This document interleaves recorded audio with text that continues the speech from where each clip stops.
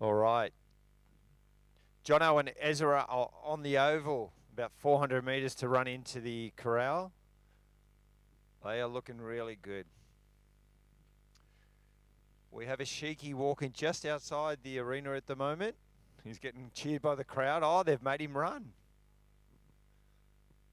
Let's go, Michael.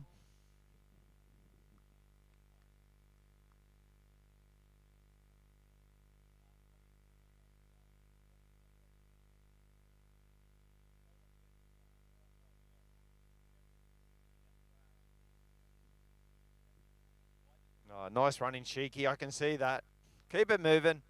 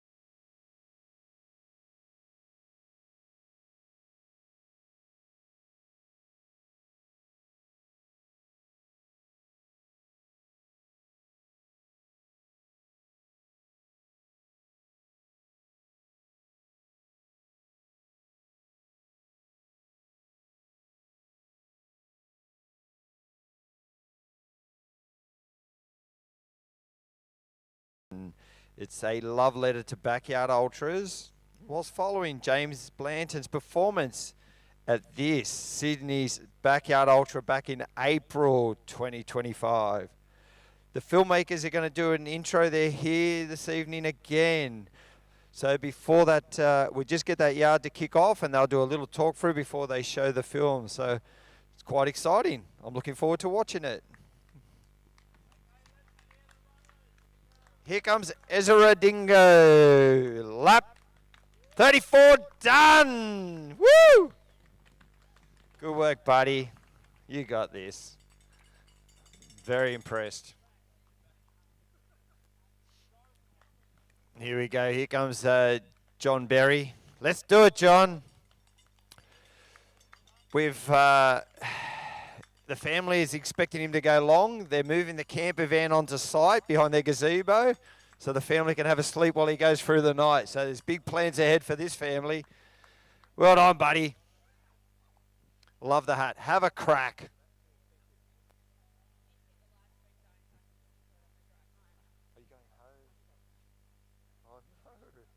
We've just lost one of John's crew. She's got to drive home to Canberra. But we'll keep the feed going right through to the last runner. We can promise you that. Oh, wow. Okay. So we're going to hang around 2 more hours and then we're going to do the 4-hour drive back to Canberra.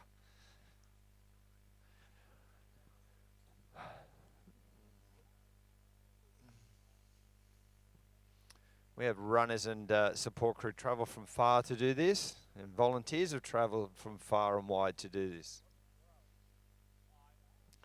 And there's a kookaburra sitting on the fence down there that's travelled, is it one or two kookaburras? One? It's travelled from the tree over the back.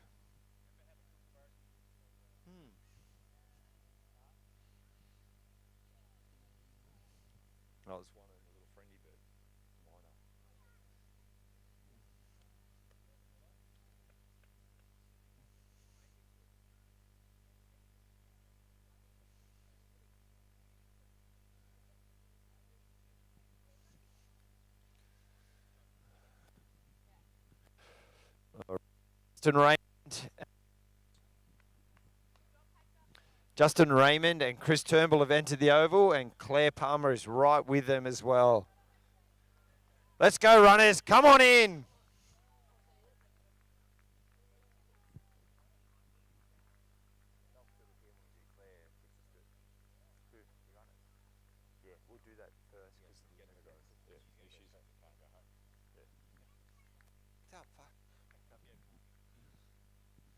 All right, just quietly.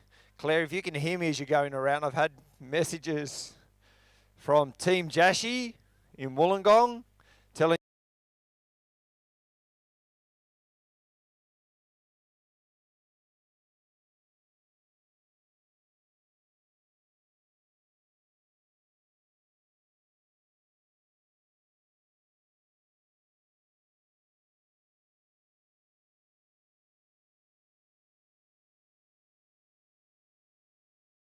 we're doing push-ups. That's a cheeky machine there. Woo! Who are you sending your love to? Good work. Did you say the people of Coffs?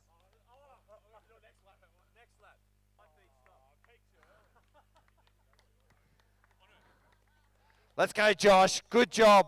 Plenty of time. Over 10 minutes to spare. Nice job, Matty. Well done. You got this. That's Josh Graham in for 34.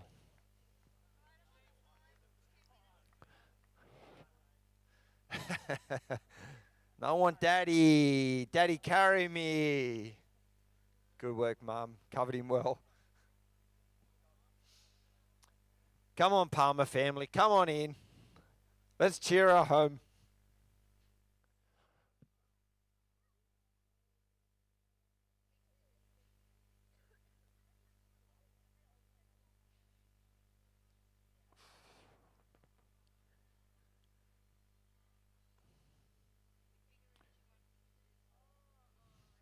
Just put her in the van.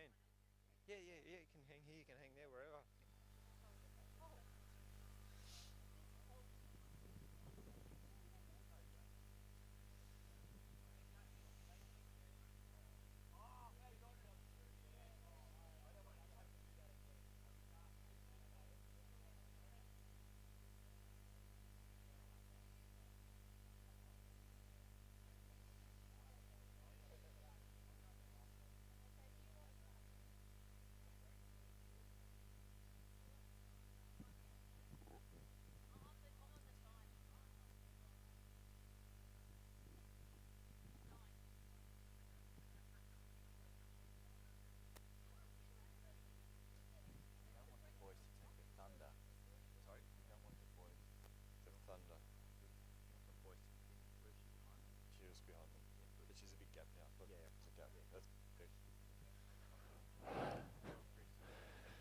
All right, Justin Raymond and Chris Turnbull. I want to know what they're talking about. They look like they're deep in a conversation. Is it white meat, red meat again story? What is a dolphin, Justin?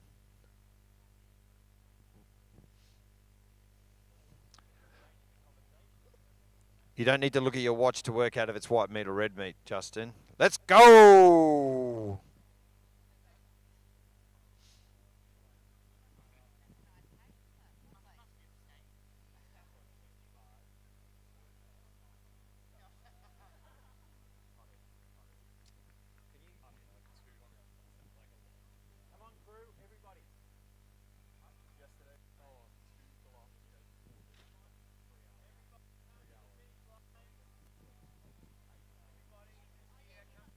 Let's fill it. Yeah, she's coming. The boys are first.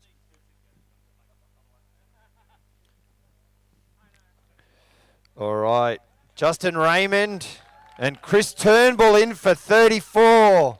How good is this, fellas? Woo! Boys, you head torch this lap. You need a head torch to go out. Thank you, gentlemen.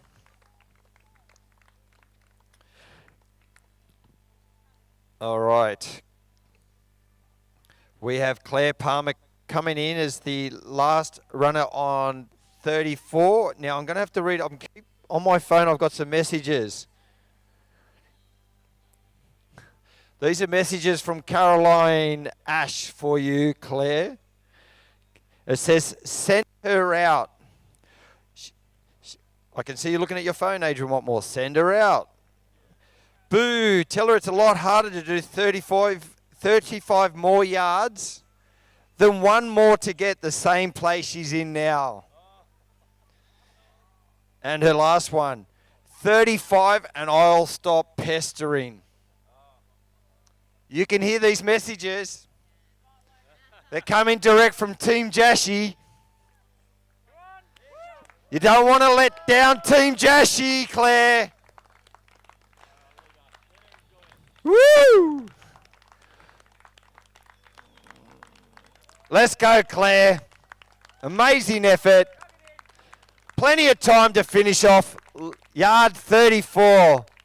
Yeah! Woo! Nice job. All 7 runners home on that yard. Well done, Claire. Are we going to the van? Or what are we doing? Save it. Oh, save it. Oh, no. She's pressing save. Oh, congratulations. Retiring. Claire is retiring as our last female stand-in for September 25. Well done. Congratulations. Come on over and let's get this trophy and medal presented to you. Claire, an amazing effort. Oh, just there. Look into the lens. Amazing. You did your final lap, which you didn't actually have to do. What were you thinking while you were going around for your extra bonus lap? Thank God I don't have to go out again with a head torch. Okay, that's amazing. Now, you didn't take much convincing to do that yard. Now, you told me, why did you want to go on? What was the one reason you wanted to go on? Because I like even numbers. That's good enough for me. So, this is your personal best? Yes. You get to ring the bell.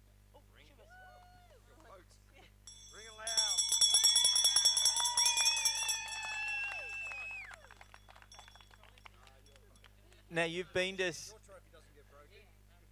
Sydney's Backyard Ultra a couple of times. What was it this time that got you this far and the win? A bit more experience, I suppose, from coming previous years, and I've been coming like April and October since 24. So 5 times. So I've had a bit of experience. Yeah. What have you learnt over the time? Well, I don't really run it slow, which I'm supposed to, I think, but I don't know. Well, you have really, over the last 5 events, have been amazing. Each time you've been in the top couple, you've finally got to the top. And that is sometimes down to the people who get you there. So I think you might want to thank maybe 1 or 2 people. Yes, I'd like to thank Christy and Beck because they were really good competitors with us. Also the guys that I've been running with as well. And family? Oh, shit, yeah, sorry. Well, we have 3 minutes till the beginning of the next yard. So let's wait for the 3 whistles. Like clockwork. I'm going to award you a medal which has a half marathon, a full marathon, a 100k and 100 miles. Oh, here we go. This is Claire's daughter.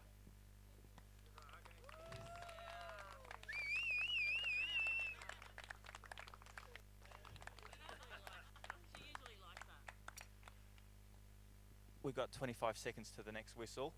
How are you going to celebrate? Rum. Rum. Anything with the rum? Just Coke. Okay. Who's driving home?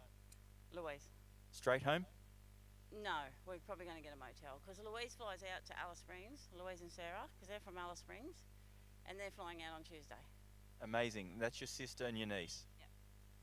Well, I'm going to award you the trophy for the last female standing at Sydney's Backyard Ultra 2025 September edition. Congratulations, and we hope to see you back here defending your title in April. Yeah. Excellent. Yeah, I'll be back. Congratulations. Hold it up.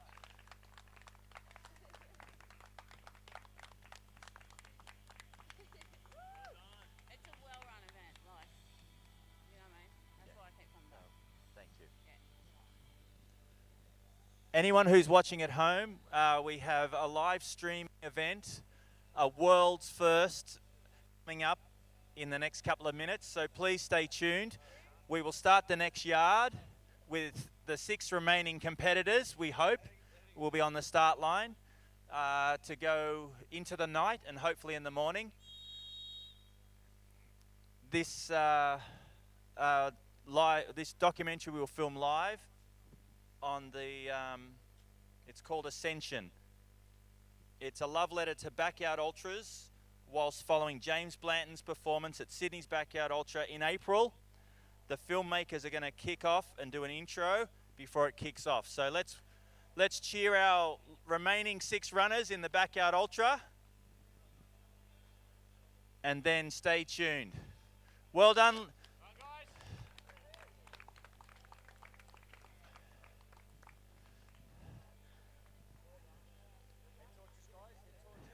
Everyone got their head torch?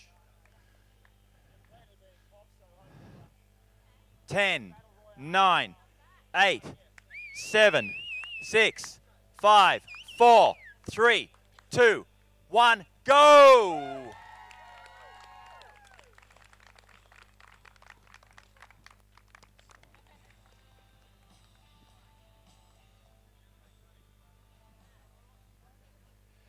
And all the remaining 6 boys are off, and that'll be yard 35 they're on.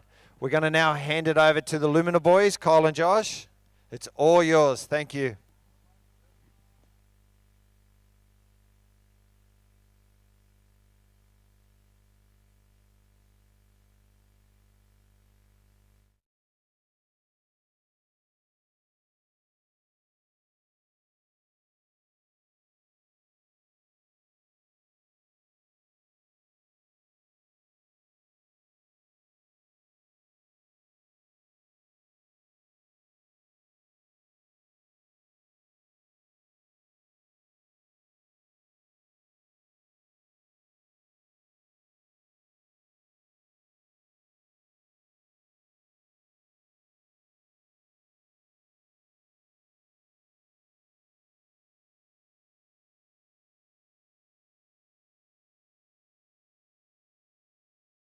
Yeah.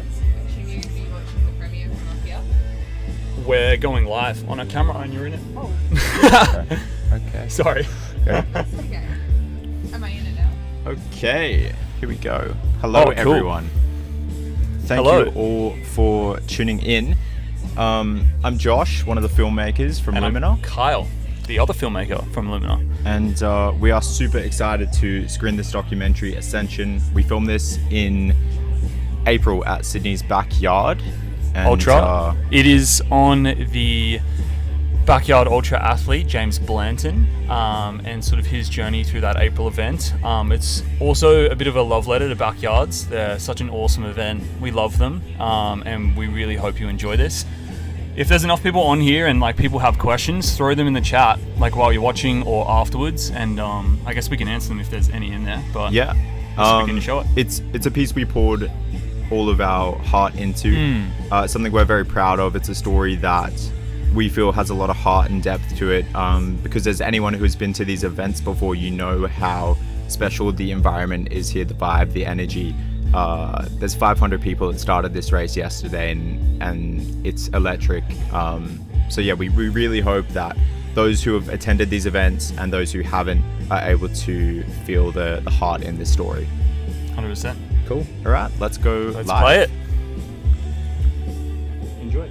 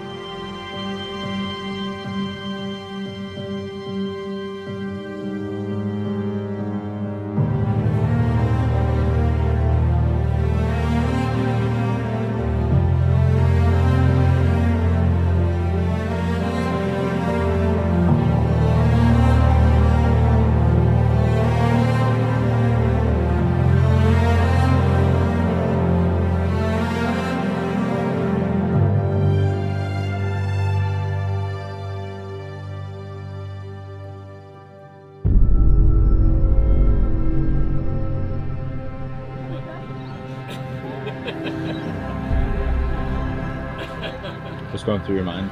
Not too much. Just trying to relax. It'd be good to just get out there now.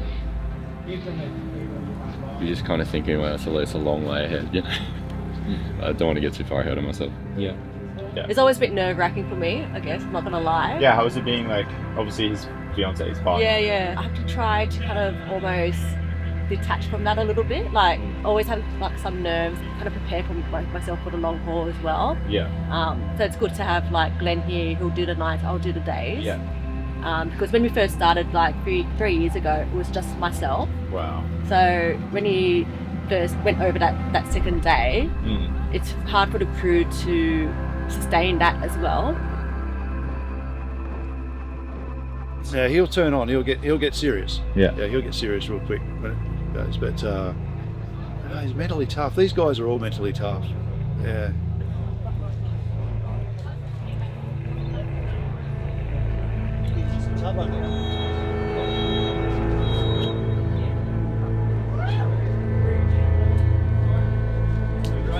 I think I just like to sort of keep the energy low, maintain a very relaxed state, and just try and ease in to the race, the course, get a rhythm going, and lay a really good foundation in that first 24 hours.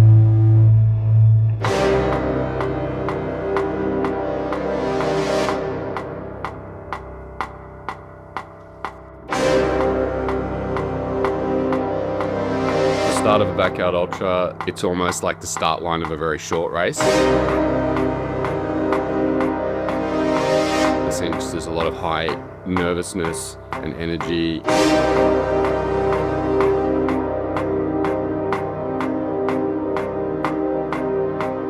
There's definitely fear on the line as well of, you know, how long is this going to go? How long can I last? And when does the pain start?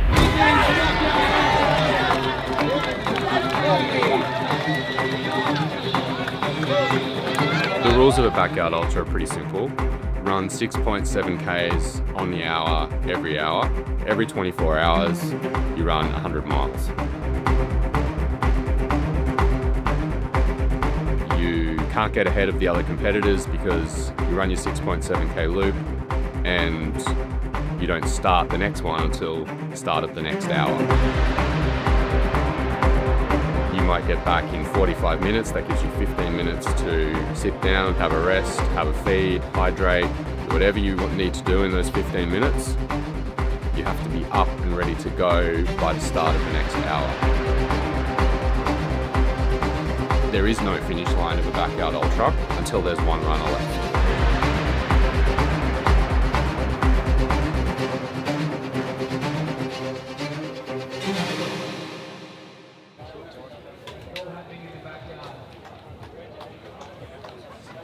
Is there live streaming? Yeah, there is. Because I'm thinking if I set it up over there, the runners could see it overnight. I remember putting it in my van thinking I'll never use that. You don't go camping with a 100-inch screen and a data And projector, you're like- right? And it's an excuse for me to watch Formula One qualifying and they can see that as they're going through. Yeah. Hey, you've got to have this stuff on board. Yeah. I accidentally bought on Temu.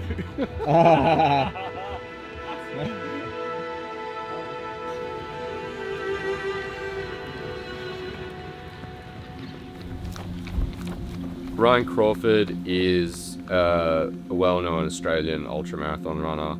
My first meeting with him was a dead cow in 2023. I got left as the assist and I had never even spoken to him before. So even in that race, we didn't speak. It got to the point where it was only me and him and I ran up behind him and I said, the other guy's dropped, so it's just us now. And then he had to ask my name. So he asked me who I was. Yeah, that's Ryan. In 2025, in the life of like a 30 to 50-year-old male, there's not a lot of opportunity to bond friendships that are forged in the fire. Immense adversity and suffering almost. At his core, he's like the most loving soul and caring. Yeah, if you show that to him, he'll come back with it. Yes, Jimmy. Yes.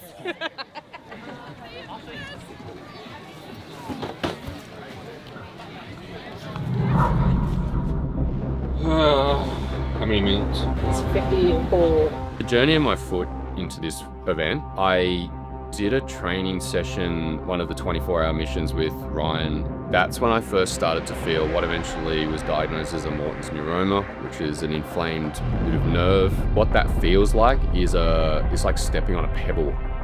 And then because it's neural, you get a sort of nervy reaction like a sharp pain, like an electrical burn. It's kind of like Russian roulette when you're running. You won't hit it every time, but sometimes you'll hit it and then you get a really sharp pain. And how's the foot feeling? I know it's not great, honestly. It's not really hurt, like it's not stopping me, but You're aware. yeah, it's kind of where it's there for sure. I think the more that you can just sort of restrain yourself when it's good, and then when it's bad, again, restrain from the bad a bit. If you let yourself go into it and really start complaining and going with the low, then it will just become the bottom. Get a little bit more for the back. Can I get a little bit more? Oh, it's actually... Yeah, maybe a bit more. What? Not better. Got it in your head. I'm already losing it. Everybody has there's no such thing as a bad lap. We just got to where we are right now. That's it. That's it. I felt like they were bad laps, but I had a couple of good ones.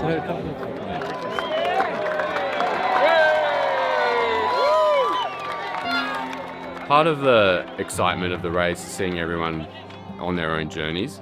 It might be the case that someone's running in with 10 or 20 seconds to the start of the next lap. At that point, most of the race are back in the corral ready to go on the next loop, and you'll have a runner coming in. We basically are just cheering and bringing this guy or girl home.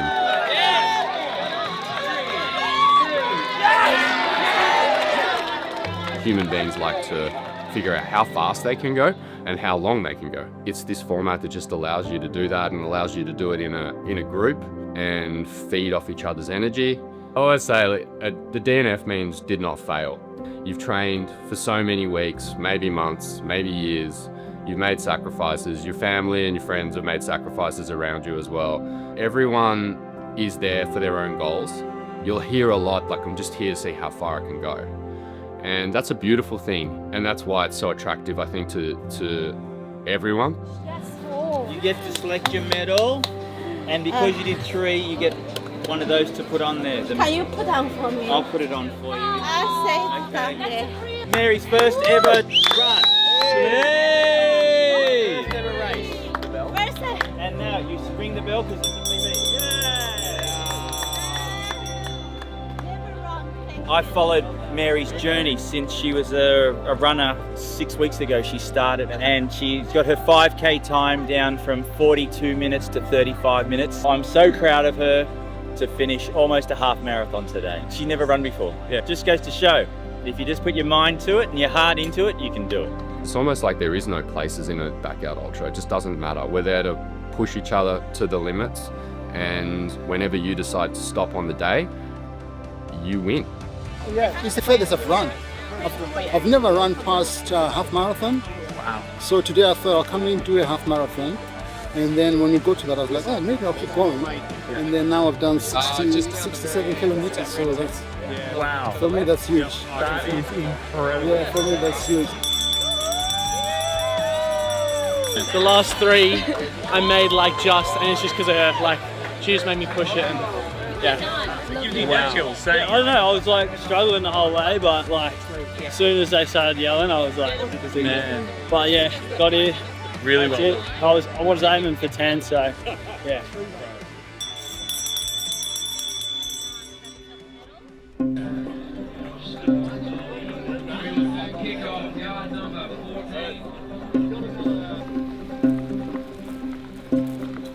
As the boys and the girls get a little bit tired through the night, I'm hoping this will just give them something to take their mind off things. A bit of footy, we'll probably watch some Formula 1 later in the night.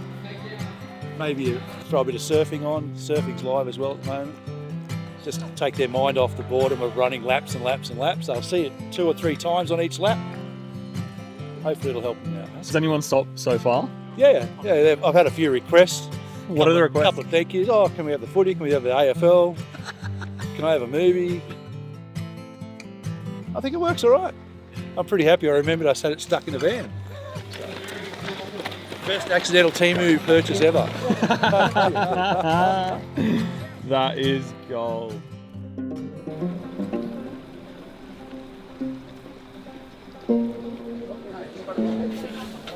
That's so much better. Where are your shirts? Well, it's actually getting.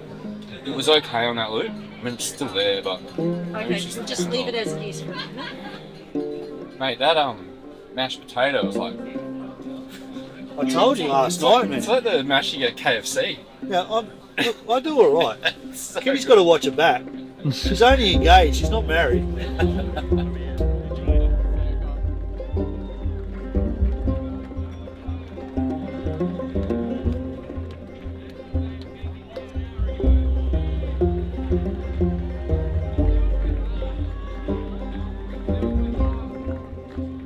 I was thinking about it when I was there before. He's looking real good, but he just needs to make sure he's getting rest, and I think he is, so it's good.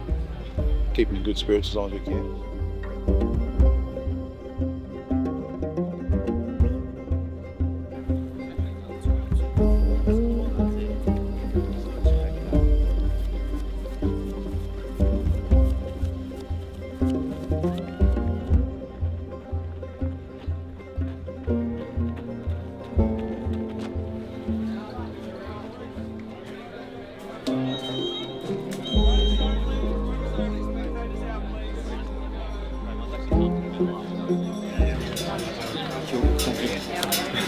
Yeah, I'll see you tomorrow. Yep. Glenn's going to get the hub to put at the back of the here. Oh, right. Sleeping hub. Yeah. So I'll help him put that up.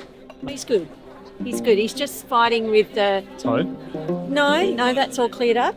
No pain now. Just with the.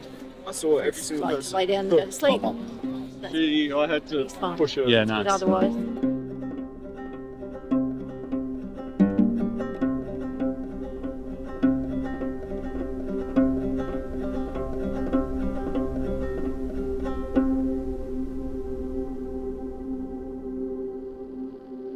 We're always aware of someone pushing way past their limits.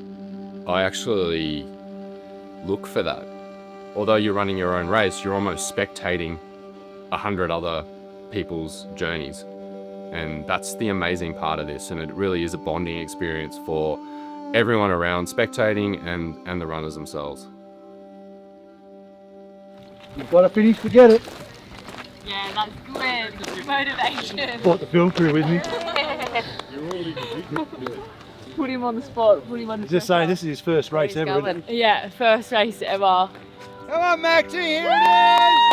Yeah, Maxie! Come and get it, Maxie! You're a machine! Does he drink? Yeah. I was thinking that would go down poorly, wouldn't it? Go back on the ice! Come on, let's go. You know you want a beer. You got to get the beer, mate. Let's go. Don't worry about that leg. Run it out. Hi, Maxie! I love you all.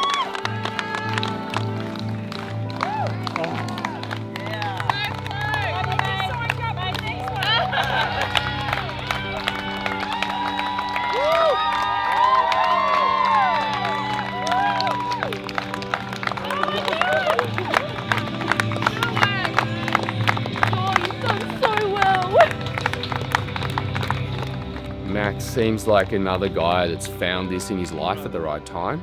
It's showing him things about himself that he never knew were there. It's bringing out the strengths that he probably didn't think he had. And now he can go and apply that wherever he wants. We take so much inspiration from that. I definitely do. I love to see people pushing themselves to their limits.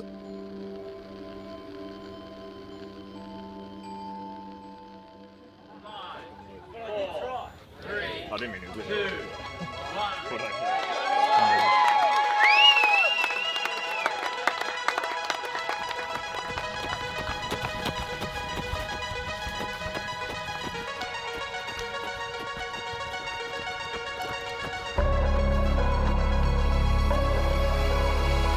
think deep down I do know you've just got to stick in for the ride, and the lows don't last. But Jesus, they suck.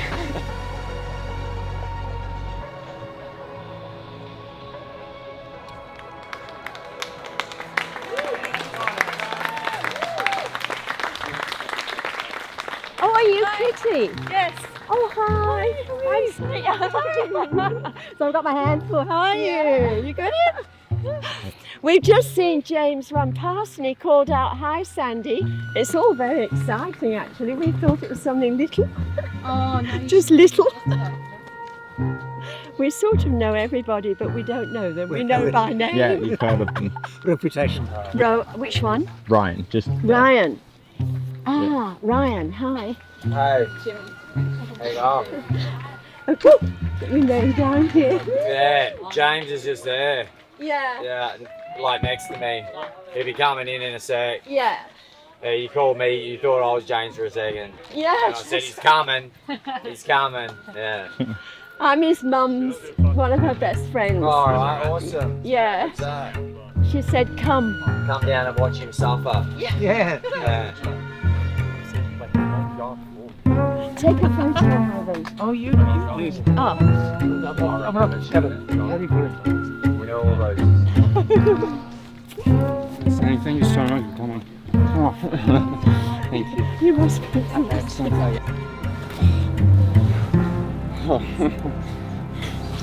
Hot. Yeah, it's too hot for me. Got a singlet? Maybe I'll just get this off.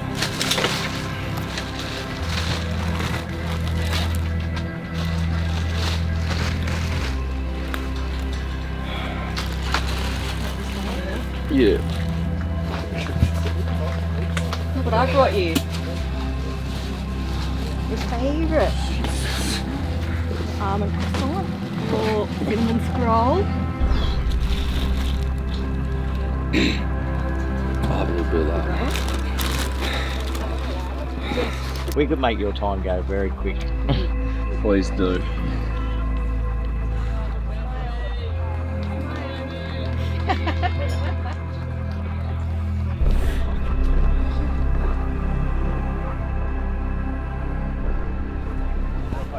Heading out for yard 31.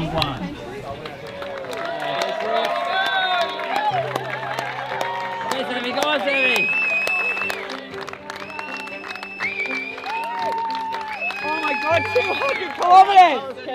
I know you were. But look at that smile on your face for 200 kilometres. Freaking hell. You are amazing.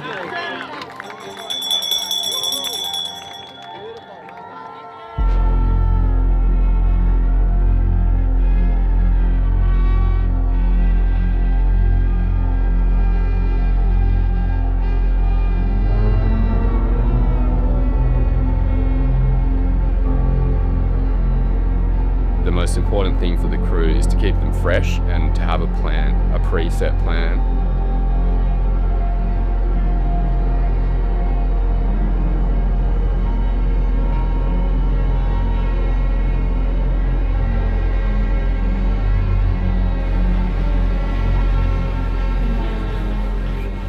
It's more like This is only about so. it's right in there somewhere. Right, okay, so okay, good, okay.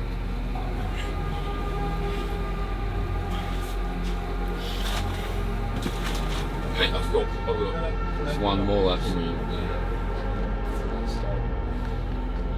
It's like rubbing like dirt on my skin. Where are we at? Underneath the like right there. See that? That's definitely becoming a blister. Okay, man. Let's go. 5, 4, 3, 2, 1. Here we go. Good luck, boys. No, I was just saying when James came in and said, I only got one more lap in me. I said, you just ignore it. Don't even get into a discussion about it. Just move on as if you're just going about your business and it just goes away. It does get to the point where it's, you know, it is a simple thing to do, but the runners sort of start to tend to forget the reasons of why they're doing things and why they're going out again and how does this end, and all those sorts of questions come up, and the crew have to be right on top of that. See the four of them running there together? Yeah. That's what it's all like. That's what it's all about. Helping each other get to the end, don't you think?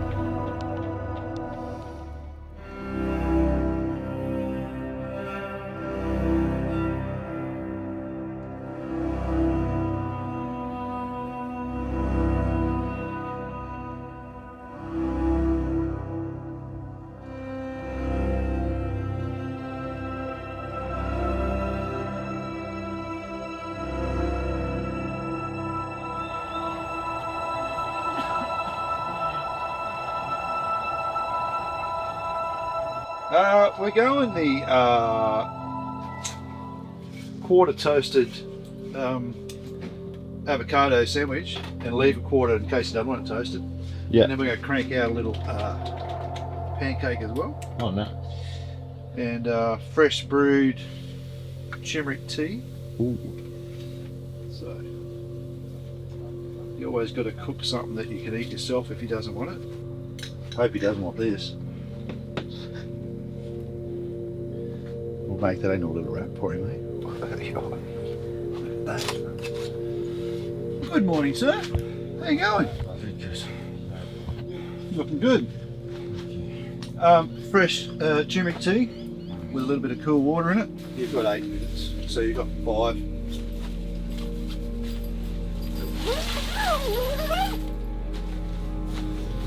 Don't worry about your shirt. Take that. It's good. Take that. It's good. Look alright with your chest open, mate. Yeah. Sunrise, chest out.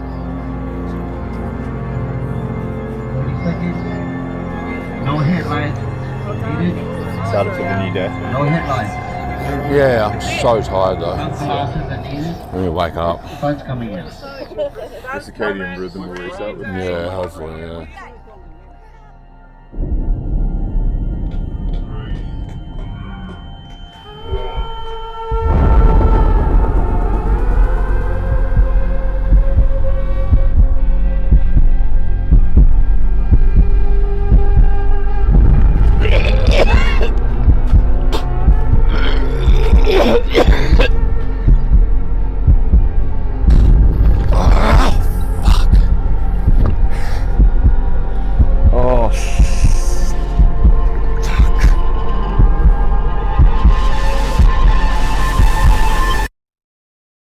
Look at that, right there.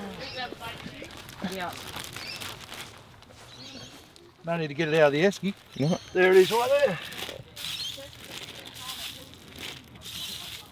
That's a car driving $6 worth of ice right there. It's just inconvenient to have to go driving, right? Yeah. It's cold, though, eh? Job done.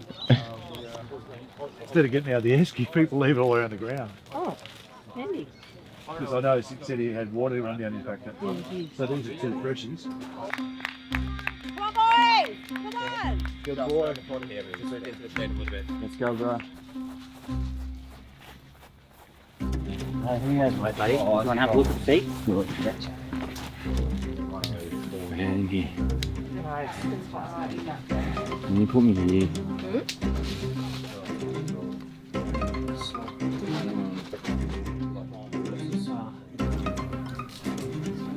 It's like slapping your feet against concrete. It's all bruised. Get up, man. Put this one on. Shit, Put this one on.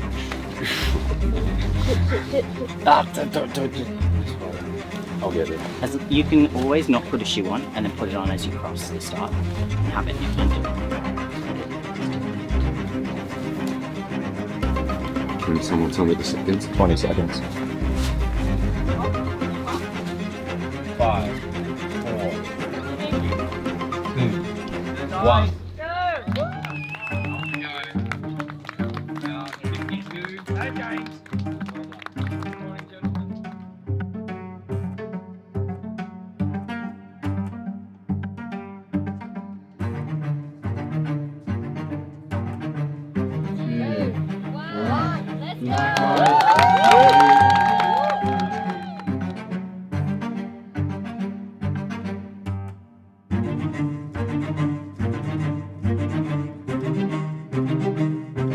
The heat was breaking me in the end of that third afternoon.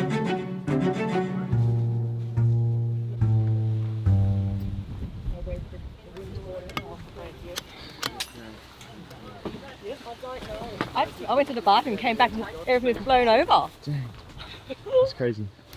Well, that's not the way I left it.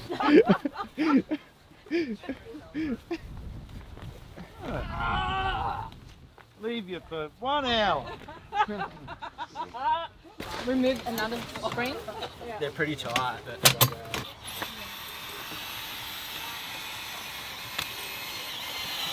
Look at all the toys, mate. Yeah.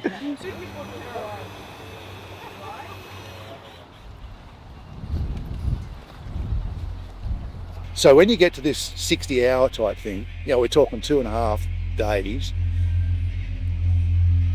The opportunity to run 2.5 days and then go further doesn't come around because it's just so hard to get there. So now he's got to move forward and try and do at least his personal best and further.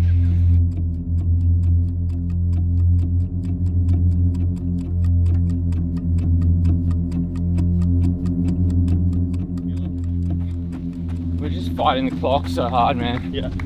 It's just real stressful. Yeah. Just can't find a way to get faster. Just worried about tonight when it gets dark. We lose 3 minutes already. Yeah. It's a fucking hard night, man. I think I might change back to my other trainers. Which ones? The ones I was wearing. The white ones? Yeah. I just need to find some speed, and God knows they're not doing it for me. Yeah, okay.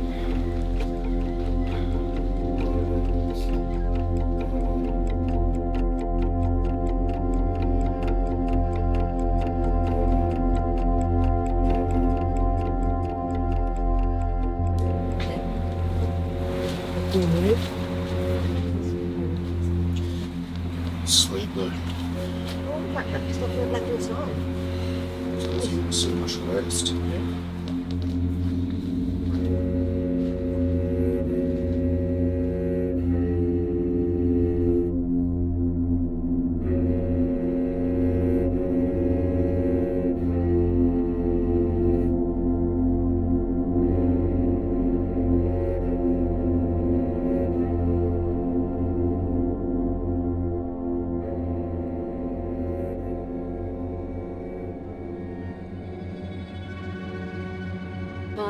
Bring the chair out, and then so I'll just take some food out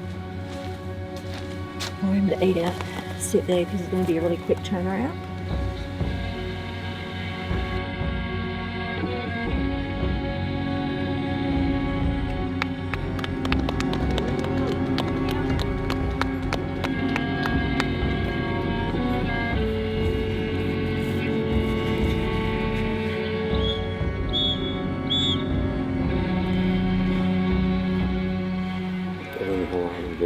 For.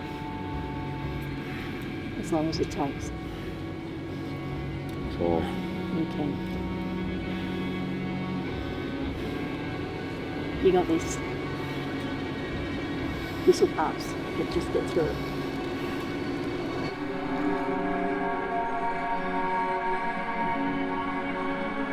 I can't believe I'm going to make it. Just come sit down. Come on, I'm sitting here. You were running nicely just then. Let's go. Come on. That's 1 minute. Doing great, mate. That was a really, really nice effort there. Got a shirt for you. That's what you're praying for. Pick up your pace just a little bit more and you'll be back. Go. on Come on, track. get out. Don't worry Get about out. it. Go. Here. Here, take your coat. Jimmy. Let's try it. Get that other one. Go. Go, Jimmy. Guys. We've been boys.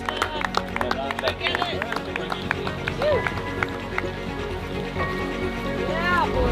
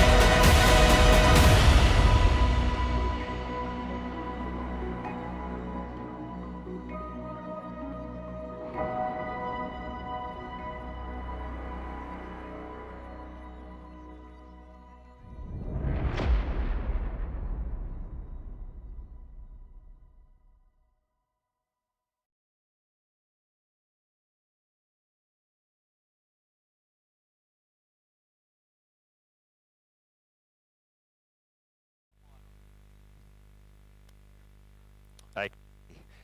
I hope you guys all enjoyed that film. What a great documentary that was from the Lumina Boys. Fantastic work. The runners are out on 35. We have 6 runners out there. Sorry, you just dropped your phone there. Oh, you got it? We have 6 runners out. We just had Chris Turnbull return. He's not well. He's feeling a bit dizzy. So we're just going to go over and have a look at him in his tent and have a quick chat with Chris. All right. Sorry to do this to you, Chris. We're in your tent. We're going to embarrass you a little bit. So the medic, Kathy Duthie's been in here looking after him, checking his blood pressure. What's the outcome? How are you feeling? Tired. Well, a night with no sleep, 35 yards you're out on. I can't imagine how tough that would be. Is it like running from Perth to Sydney? Completely different, isn't it? Very different, and nowhere near that. That level of torture, but that's why it's a bit frustrating. So Chris has returned to his tent. He was a bit dizzy. He didn't have a bit of balance, but he seems to have come a little bit better, but we haven't got him up yet. We'll see when we have to try and get him up. All right, we're just going to give Chris to give us a quick word to the camera. Tell us about your experience on the race. The race? It's a bit hard to think at the moment. I don't know if that's working. I can't really think at the moment. I can't think. All right, we might leave him alone. He's very tired. It's 35. He's been out there for 35 hours and no sleep at all. He's uncrewed, and look at his marquee. He's got stuff everywhere. He's got another 2 hours of packing all this up. We've actually told Chris, leave it tonight. We'll close it up, and we can come back to it tomorrow and give him a hand to pack it up. His wife's not coming to pick him up. He's got a sick child at the moment. All right, we've got the bell, and we're going to do the medal presentation because it's a PB. So we want to ring it really loud. Woo! Good work, Chris. Your 100, you did your 100 kilometres and your miler. So congratulations, and thanks for coming back as a last-minute entrant. So we'll see. It's wild. It's a lot of fun. Yeah. We'll see you next in April. We'll see. It might be time for a new adventure. Two goes of it. I think you'd rather run back to Perth. Thanks, mate.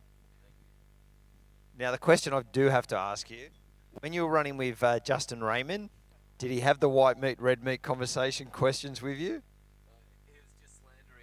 He was just slandering your chat over the microphone. That's all. Oh, he's a double ganger for Tim Moffat. And at Dead Cow Gully, they were wearing matching shirts and matching trucker hats.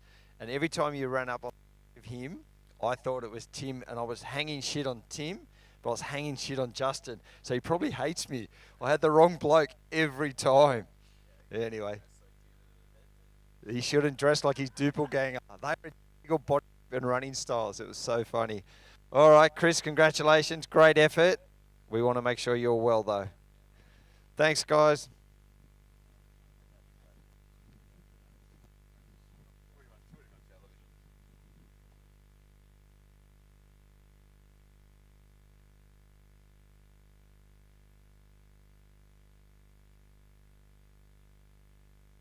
I've got Are you heaps of sure? stuff. Yeah. Can yeah, I help thanks. you with anything, man? Yeah, he's gonna need dry I've got a clothes puff. on. I've got a puff.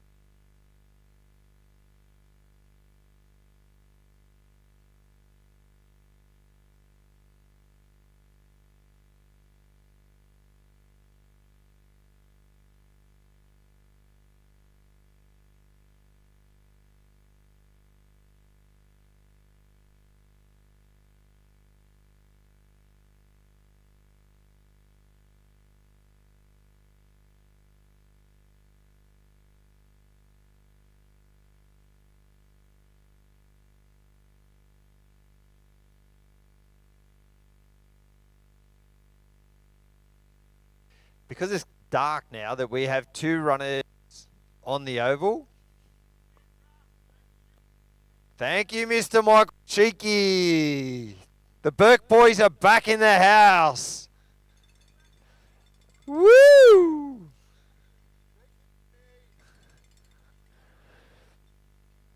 So they're on the oval. They've got about 300 metres before their corral. That looks like the march of John O'Berry. Nice and strong.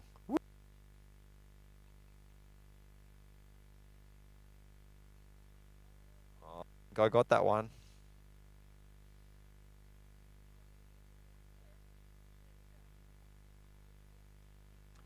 Oh, and we have the returning medic Sarah here for the night shift. Woo!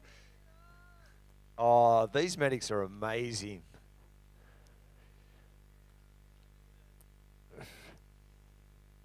We'd be lost without you, ladies. Thank you for coming back.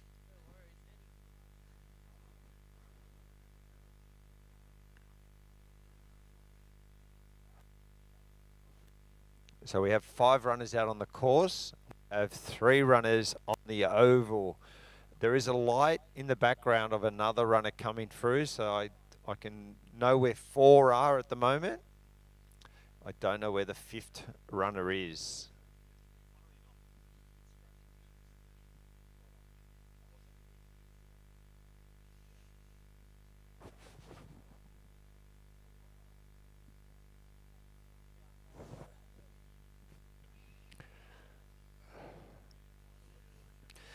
So I've actually got the boys from Lumina standing next to me. So while we're waiting for the runners in, I've got one of the boys from Lumina here next to me.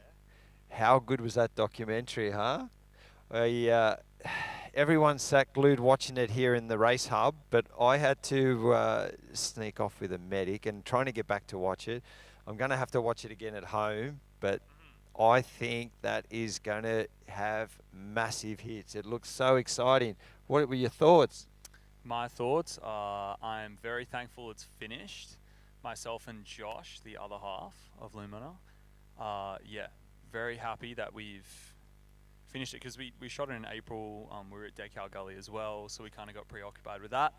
So we're happy we're able to premiere it here. And thank you to you guys, 180, for letting us premiere it here. Oh, what a great spot to do it. Oh, here he is. Let's get, we've got a camera. The camera's come in for us to do this. How does this work? Do we switch halfway or something? Yeah, I was going to say, should we turn this around the other way and see what's happening? Okay, so we've now handed the camera. We've now handed the camera over to still photography to do this footage. Come on this side of me. How good is this?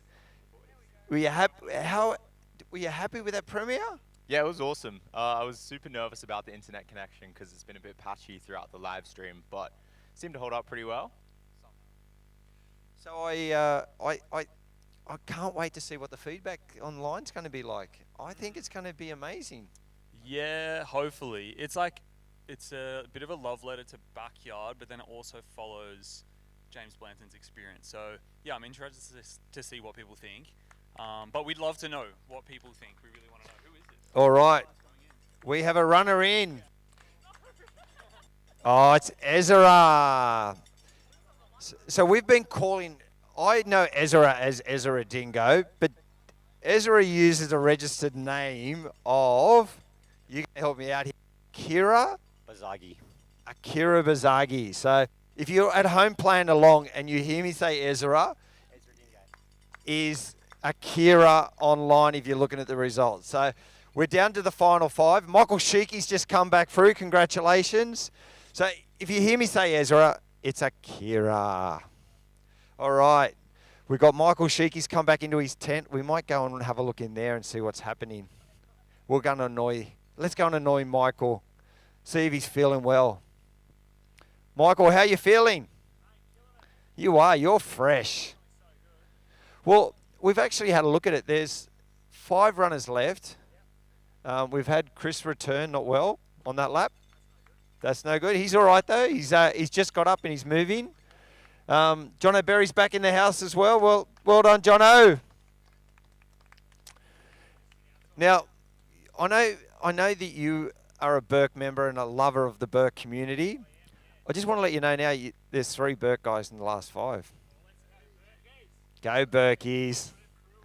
Burke Crew, Burke MC. How good's this? Oh, I think Clayton's going to be very proud of what he's created.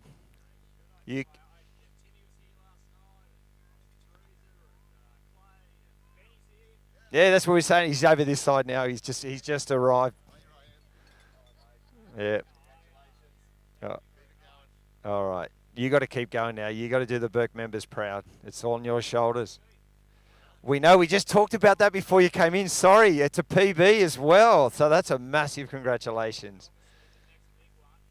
What is Oliver's PB? Oh. So this is father and son here in the house. Son's crewing him at the moment. Oliver won Coffs Harbour this year, and he would have gone further, but there was no one else to go with him. So, yeah, he's going to trip you up. Come out with a big stick. Yeah. Yeah. So, this is going to be a big thing in the household when Oliver loses his badge of honour to Dad. The old man takes it back. Doesn't matter, mate. You'll have the badge and the pride now. You got to get it. Woo! Well done, guys. Congratulations. You've got this.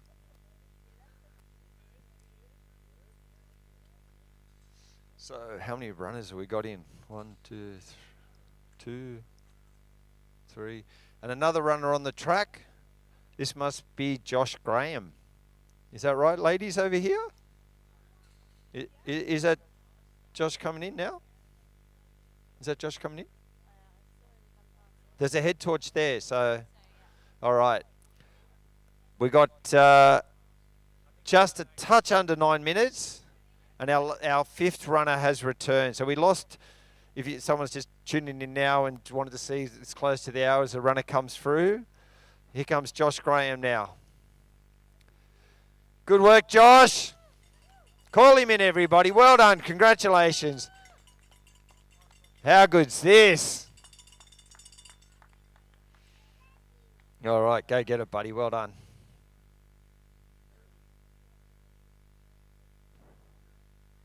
So if you're just playing at home now and you've turned into the live feed, we have had Chris Turnbull return not feeling well on that lap.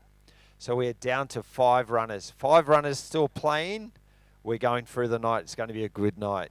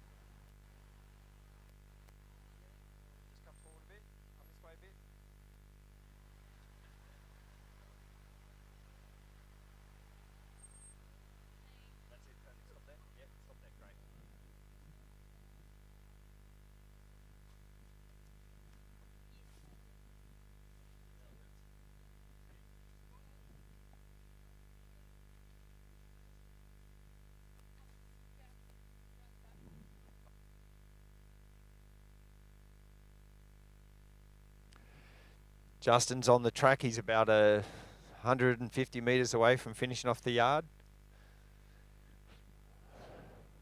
Good work, Justin. Moving well. All the way to the finish, Justin. Let's go.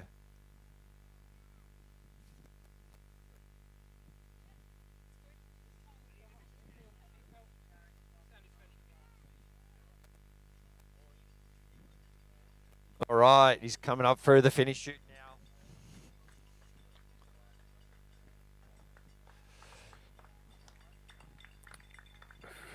Justin Raymond coming in to finish off the yard.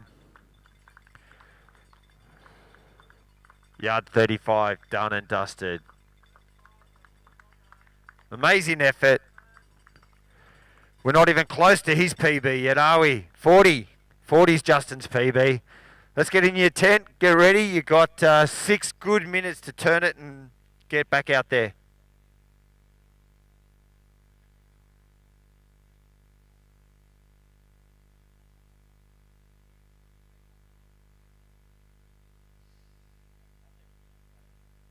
Dave? Do we want to get people to help pack up?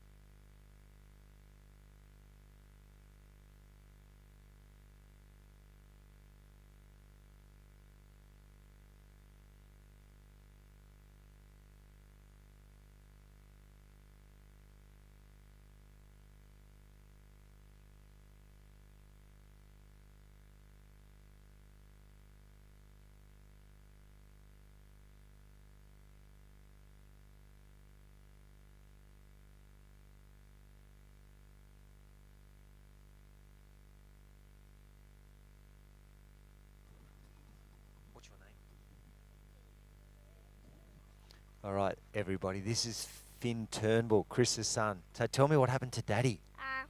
He's gonna pass out if he runs anymore. Is he? So what's he going to do? He's going to pack up and go home, or should he stay here?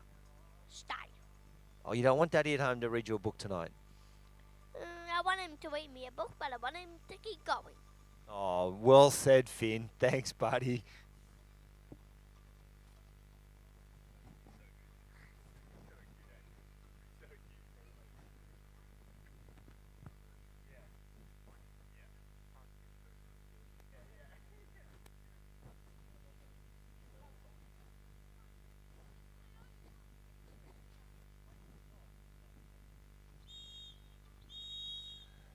Okay, runners, we have 2 minutes left before the start of yard 36.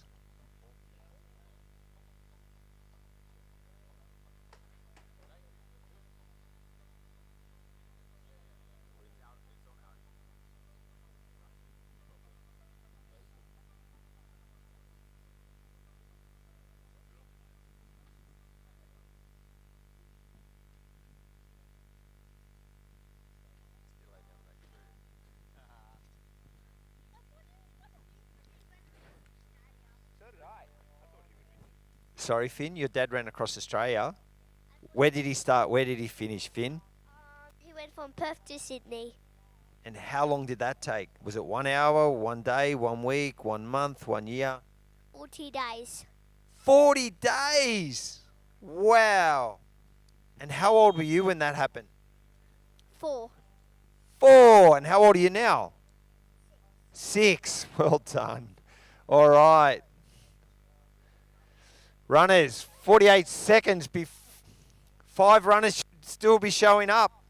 We dropped Chris Turnbull for the 34 yard. He came back in, he wasn't feeling well.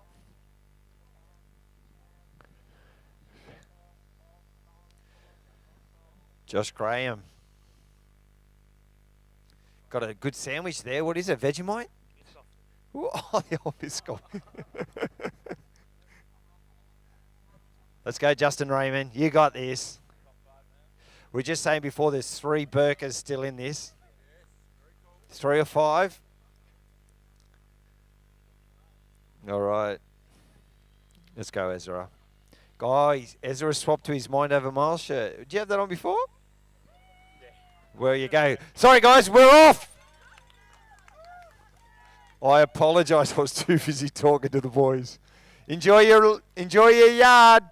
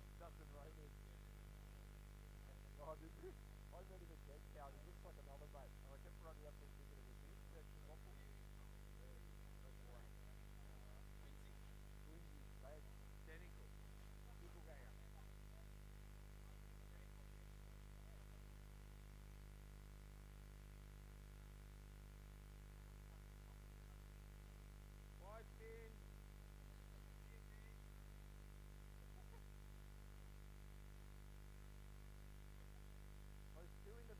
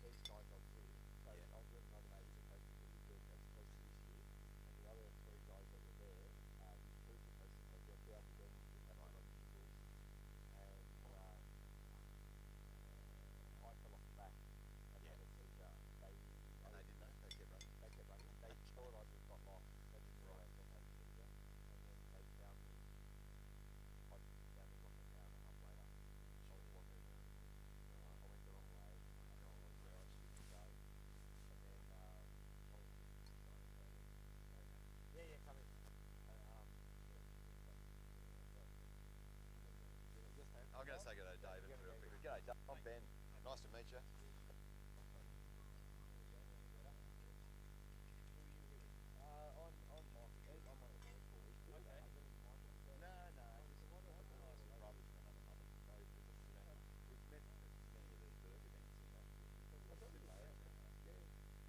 But I also do Coffs Harbour.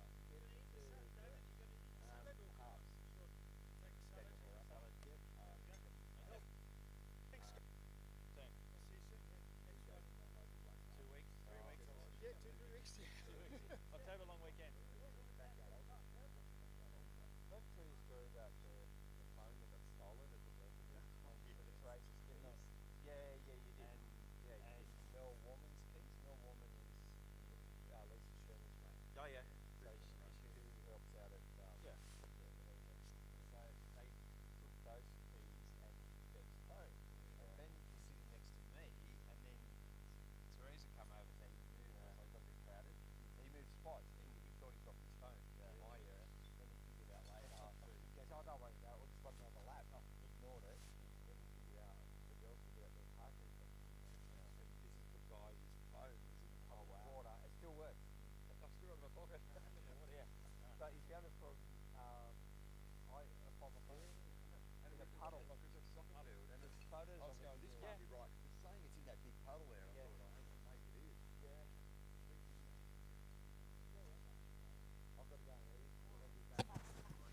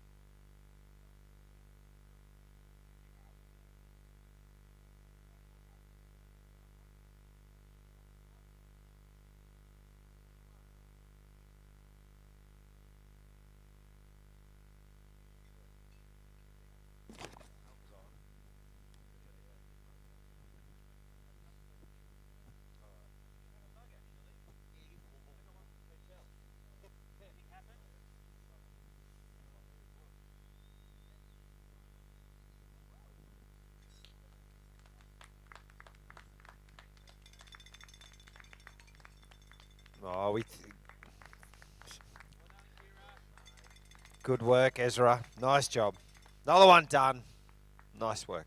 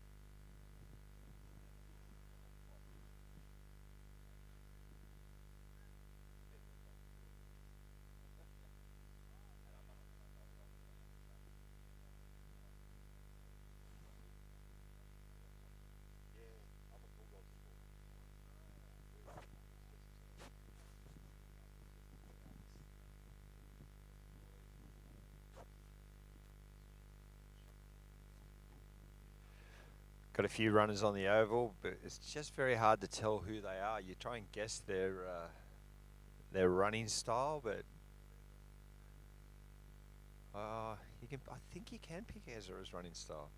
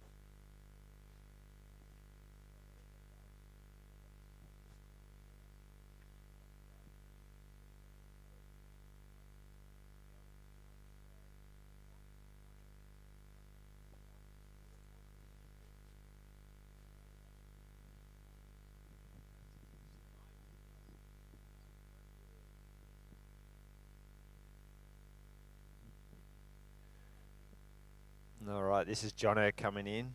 Good work, John Berry. You got this, buddy.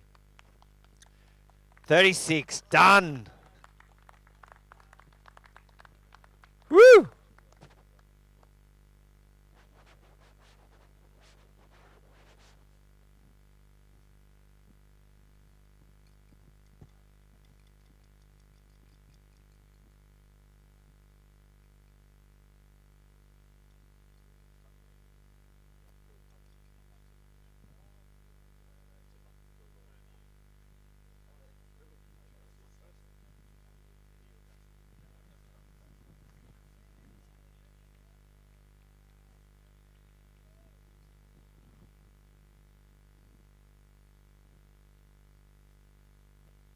Who was that runner? I can't see over there.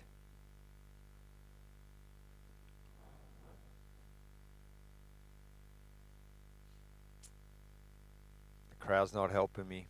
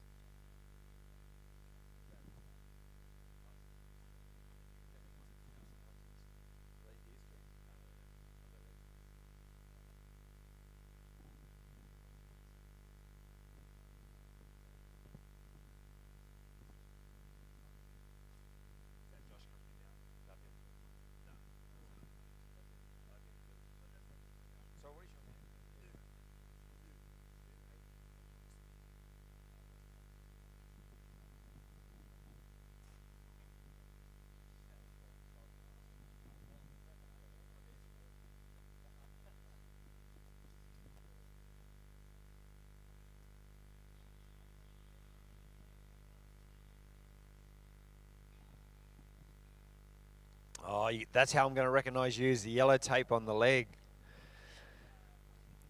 The bloke who forgot his glasses and got given the wrong head torch. I told you. We all knew he was going to sabotage you. Mate, I'd swap him out straight away. I'd put Ben into this role, mate, to be your crew. He's going to get you big time on this lap. I can't wait to see that lap on Strava, the crookedness. No glasses to read or see where you're going. Wrong head torch. It wasn't too bright for him. This is all because Ollie has the family record of backyard ultras. He has 2 more so far than his dad, and he can't let him get there. So we're on 36 down. Here we go. Another runner coming through strongly. This is Josh. Josh Graham. Well done. Welcome back. 36 yards completed. Good work, Josh. Woo! All right, all good.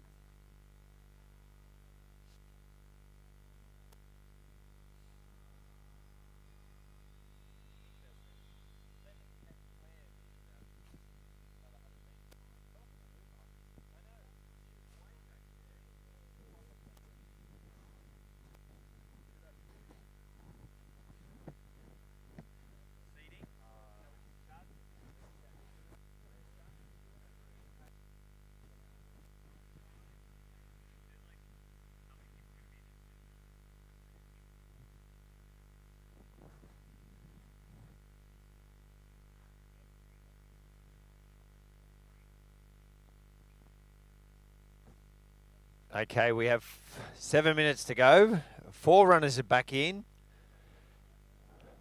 Justin Raymond is about 100 metres out, but he's going to make it easily. It's almost 7 minutes rest time.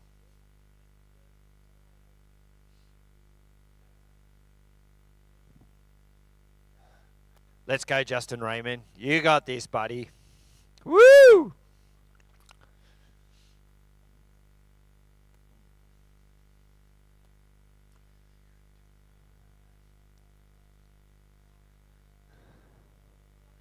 Good work, mate. Solid. Woo! The Terminator. Justin Terminator Raymond. He's self-titled himself. We're going to run with that one.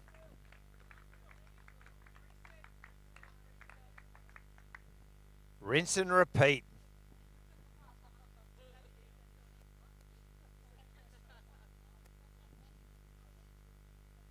Can't believe he called himself the Terminator. Well, I think he's Tim Moffat's Doodleganger.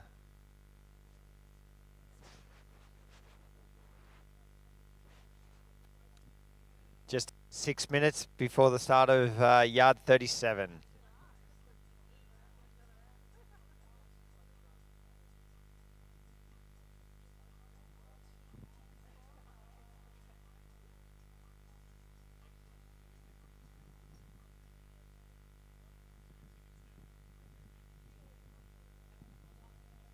If the head's warm, you're warm? If the head's warm, you're warm? Yeah, that's right. Neck.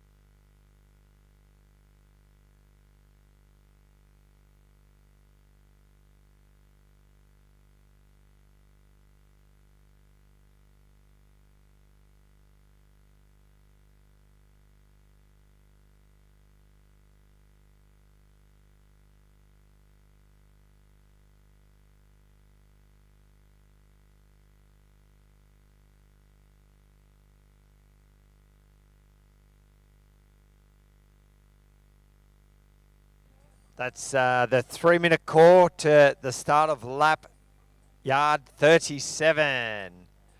We have 5 runners still in contention.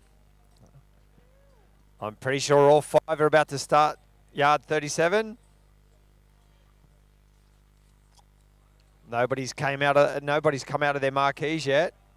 It's getting cold. The grass where we're standing just comes up through your body.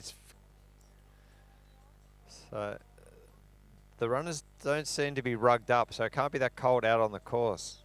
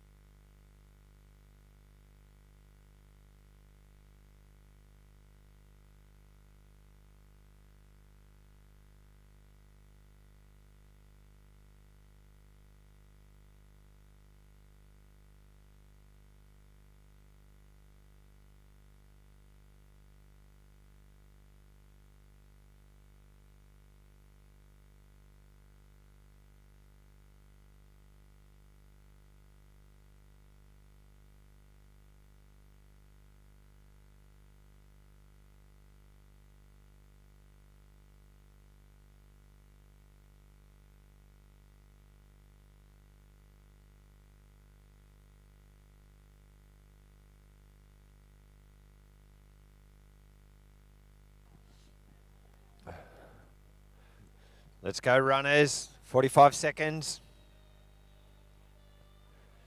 All right, Sheiky, right head torch, right glass. Got your glasses, first of all. Good work, Jono. Welcome back in, Ezra.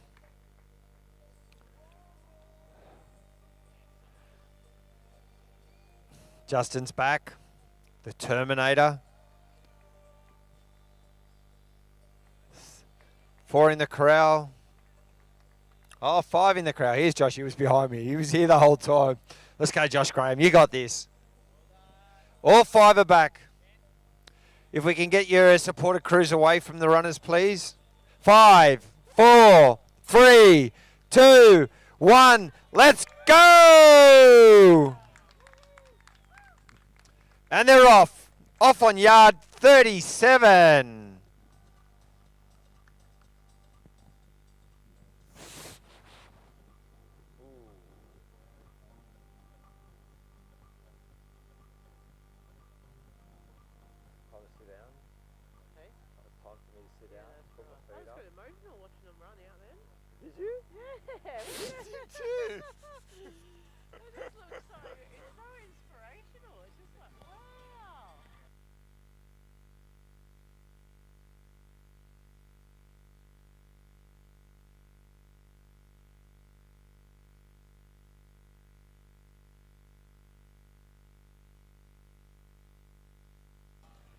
All right.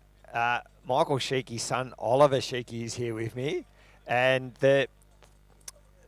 his dad is actually on yard 37, which is also Oliver's PB at Coffs Harbour this year when Oliver won it. So well done for that, first of all. Last lap, when his dad was on 36, Oliver forgot to give him his glasses so he couldn't see where he was going, and he gave him a head torch that wasn't bright enough. Okay, his secondary light he didn't have. So we think he's trying to sabotage him from getting the family record. But he's out there now and he's on track to equal your lap record of 37. And hopefully we get him back in front for lap 38 and he takes your record and has the family bragging rights over you, Oliver. What do you think? Yeah, he'd have it for 5 weeks. I've got another backyard in 5 weeks, so I reckon it'll only aid me and another mental thing I've got in the bank just to keep going when it gets tough. So I hope he pushes it forward. When we say forward, we're thinking 42, 44, 50. Hopefully he just takes out the win. Oh, good son. Nice job. Well done, Oliver.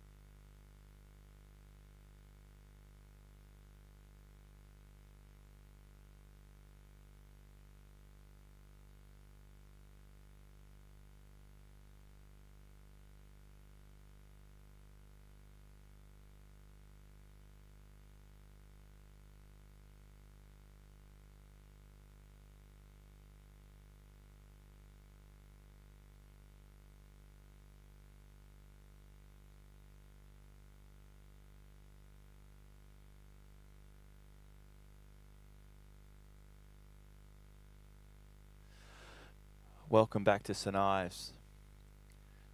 It's 8 o'clock here in Sydney at St Ives. We have 5 runners who are still in the race. The highest ranked runner has only ever run 40 yards. And we're now up to 30, this would be number 35?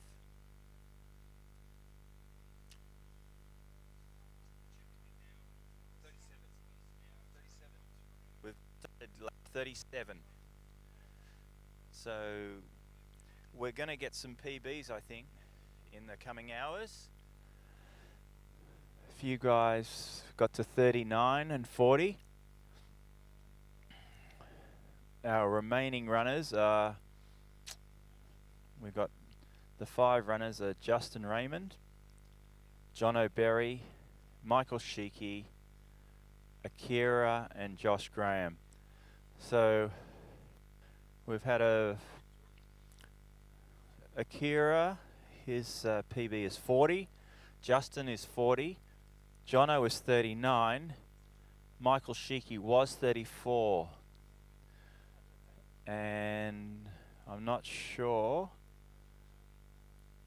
what Josh's PB was, but it was 24. So we're going to be in uncharted territory soon for all 5 of these guys. And everybody here I talk to has no idea who's going to win this race. I've heard Sheikey's name. I've heard Akira's name. I've heard Jono's name. A name I was hearing a lot until about 3 hours ago was a guy called Chris Turnbull. And I think he was the bookie's favourite. Chris turned back 2 yards ago. He was feeling dizzy. And that was the end of his race.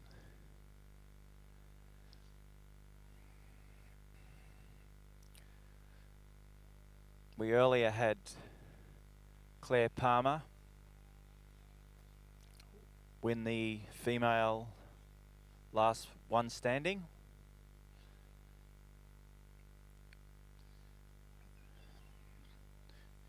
We're really now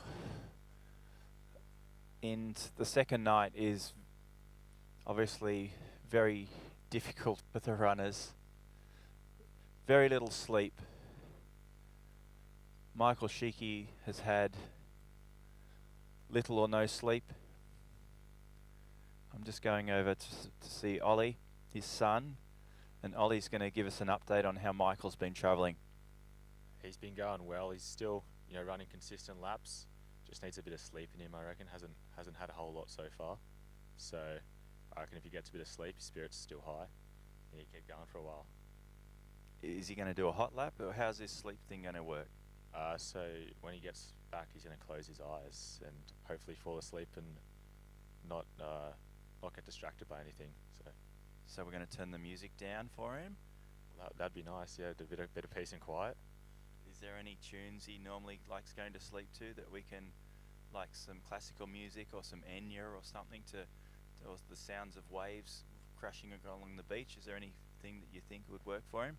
I was going to say maybe the Bulldogs team song, but they got thrashed today, so that probably wouldn't be very good. Maybe some waves crashing in the beach or something might help. Was there a football match earlier? Alex is a fan of football, but I haven't heard him say anything about the result. Is there a reason why he wouldn't be talking about the result? Probably because they lost.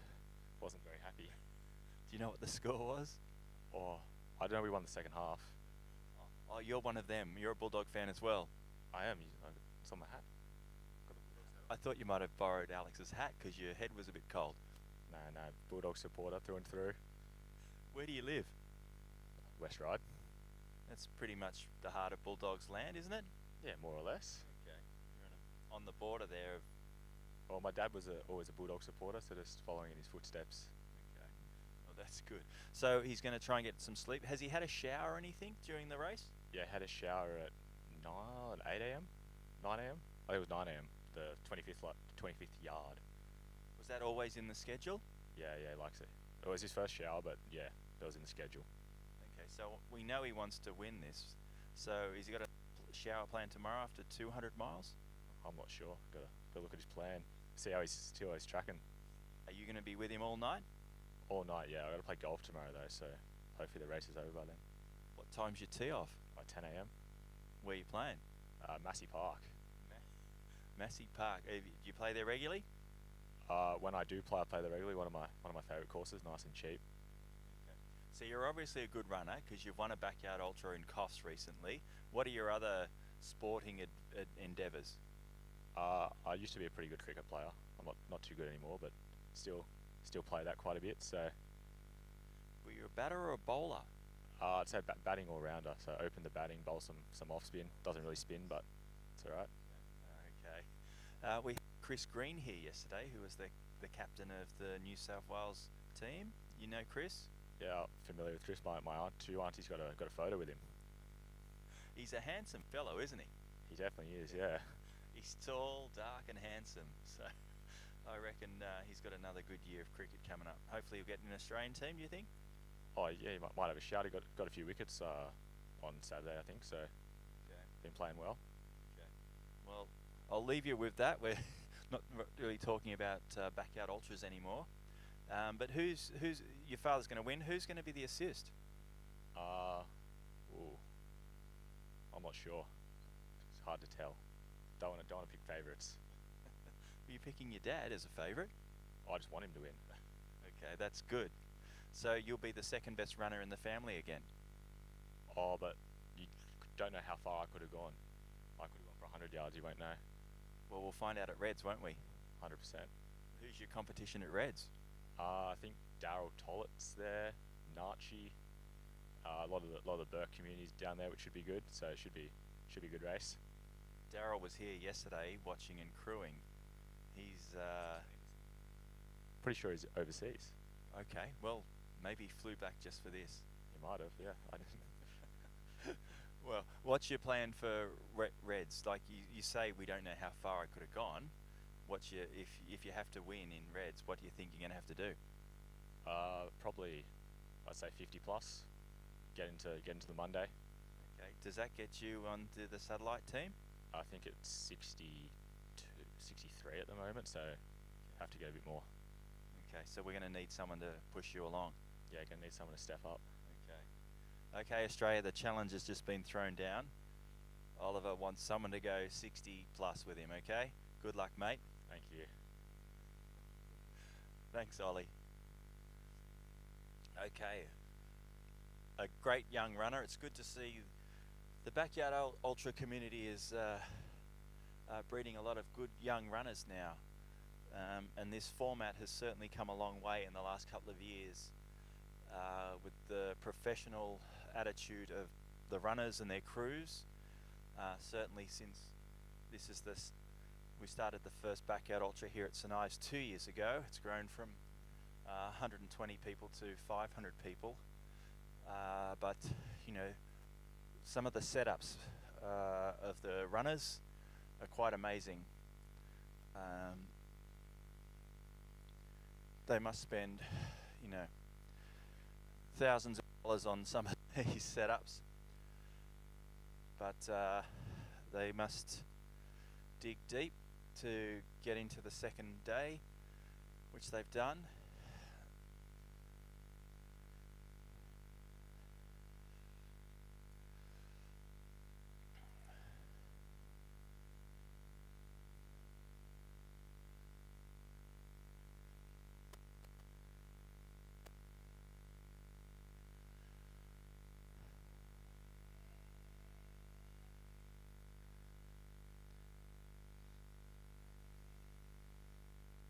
I'm not sure how many people saw the debut of the Ascension documentary earlier. It was filmed by the Lumina team. Showed Ryan Crawford's journey sorry, James Blanton's journey. Both bald, almost, and his journey in the April edition of the Backyard Ultra.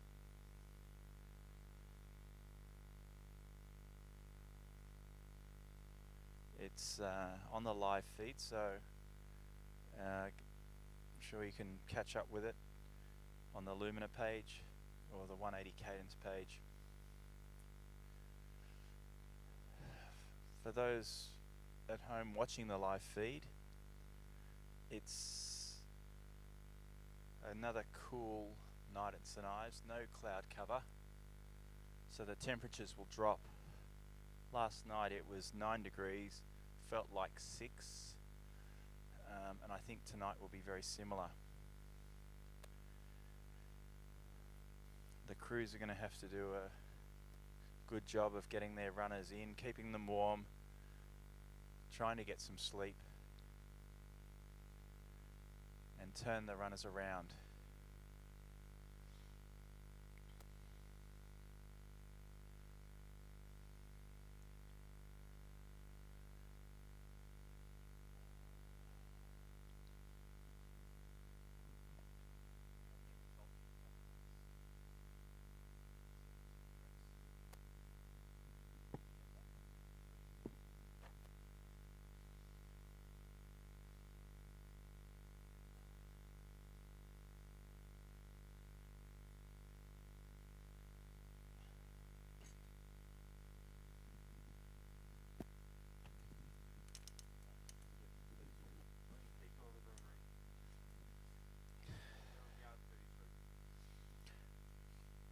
There's also another Backyard Ultra running in Australia today in Shepparton in Victoria.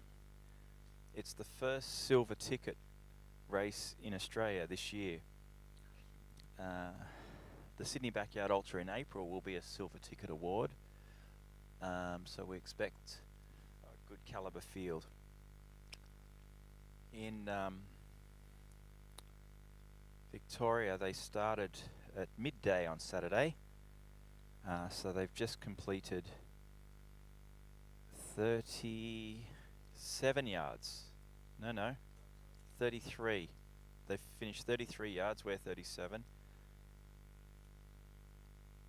And they've got a number of high quality ranked runners, including a former winner of Sydney's Backyard Ultra and my favourite to take out the silver ticket, Ross McLean. He's going to have to do well. There's a few other good quality runners. Anyone who does 33 yards is a good quality runner in my book. So there's they had a field of 150 odd, and they've still got, what did we say, 15 still in the race after 33 yards, so they good field.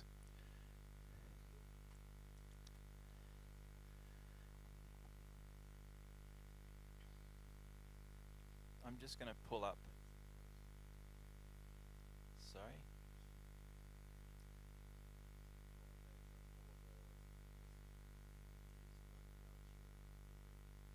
In our race? I don't care about the race anymore. I don't want to give too much airtime to other races, sorry. Now, in our race, which is still going on, I'm going to pull up the results and give you an idea of how the runners have been circulating. We'll start with Michael Sheikey. We're just talking to his son, Oliver. 36 yards completed. His fastest lap was yard 25, so we just learnt he had a shower after that yard. 41 minutes and 5 seconds. His slowest yard is 53 minutes and 12 seconds, which was the 31st yard. So his average today and yesterday has been 48 minutes.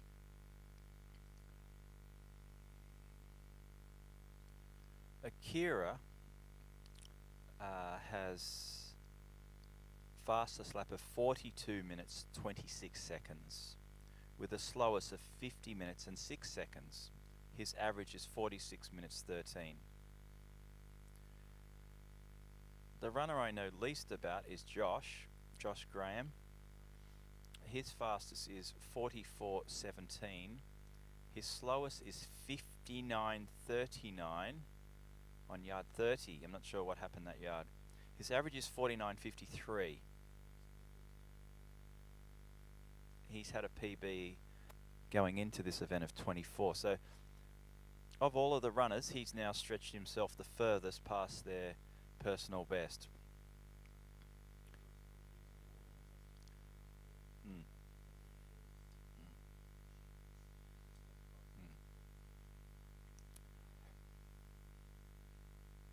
Let's look at John O'Berry. John O'Berry has a runner who's won the I'm Still Standing Backyard Ultra, and I think he was a assist in the other one. So local runner. His fastest is 42.55 on yard 8. His slowest 49.7, which was his last yard. Average 45.56. Justin Raymond, who is the crown holder of Barara Waters, he is fastest 46.26 on lap 1. Slowest was 53.52 on lap 35. His average is 50 minutes. So Justin has the slowest average time of 50 minutes. Second slowest is Josh Graham at 49. And then the third slowest is Michael Sheeky in 48. And then the Akira has the next average time of 46. And the fastest average runner, just under 46 minutes, is John O'Berry. So they've all been very consistent throughout the day and night. And when we sit here at the finish line watching them, there's only ever a few minutes between all of the runners.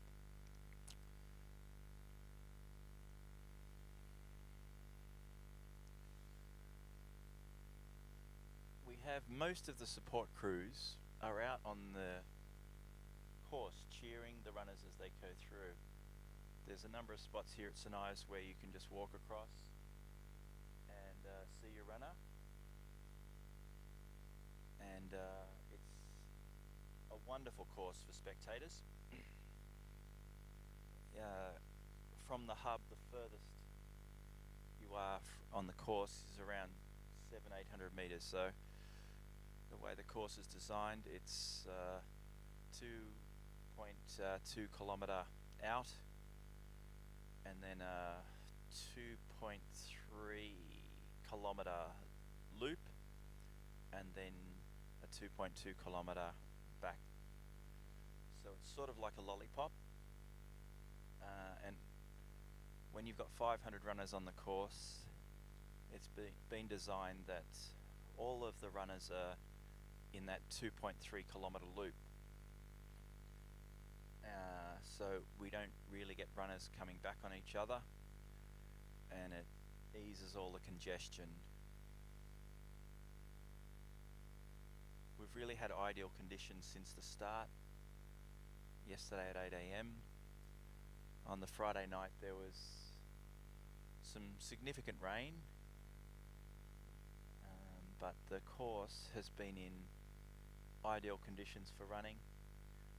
There's probably around an even split of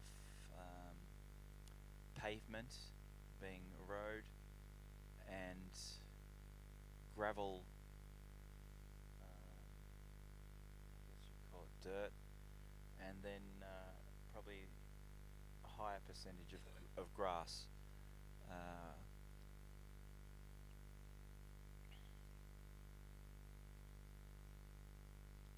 throughout the showground, there's a number of other attractions for those wanting to bring their families during school holidays. You have the Treetops Adventure Land for the kids.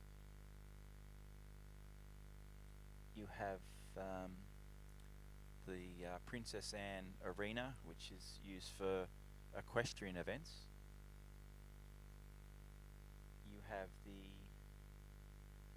Saturday markets every Saturday, obviously. You have a car club that turns up here one day a month. We also have a number of playground areas for kids. There's also a remote control car, whatever you call it, track. Slot. It's not a slot track. And the most interesting thing here is there's a model aeroplane field where a bunch of enthusiasts, I'll call them, turn up on most Saturdays with their remote control planes on wires. So they stand in the middle and their planes fly round and round in circles around them. Thank God drones were invented. And I think a lot of enthusiasts, like most of these people are in their 60s and 70s, I think their children have probably said, "No, Dad, I don't want to do that. I'd rather fly a drone."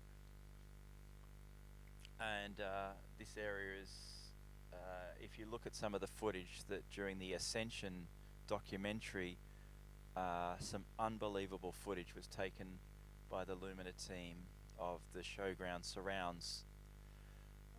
And if you look at some of the photos that have been taken of the Jim Watson Arena, it's quite impressive to see the starting hub,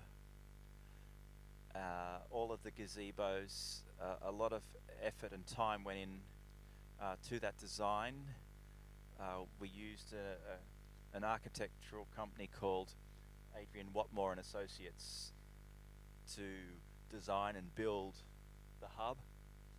It's world class. If you're intending to have a backyard ultra or a party or a rave, or where you'd need 400 or 500 gazebos, Adrian is your man. He's looking for a job at the moment. Cash is good. He's in between addresses as well, so any help you can offer him, much appreciated. And his car park design, I think it's going to be nominated for an engineering award. You know, we've had no incidences here today or yesterday, and when you got 400 or 500 cars in a car park, we've had how many flat batteries while we've been here? Two or three flat batteries. We've had the NRMA turn up here with jumper leads a couple of times to get people jump started.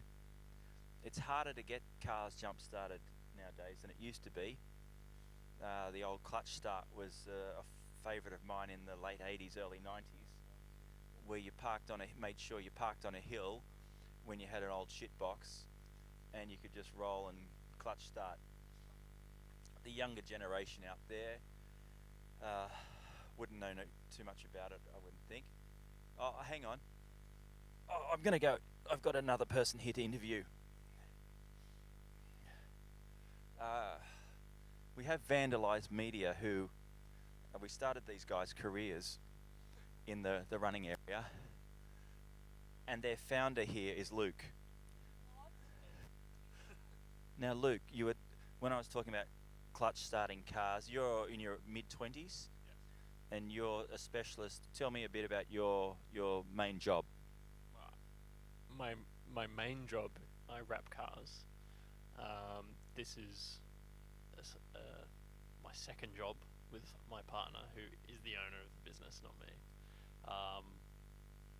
But yes, as you were saying, I have a shit box, and I clutch start it sometimes, so I would know what that's about. Well, you're one of the younger generation that us old people appreciate more than others.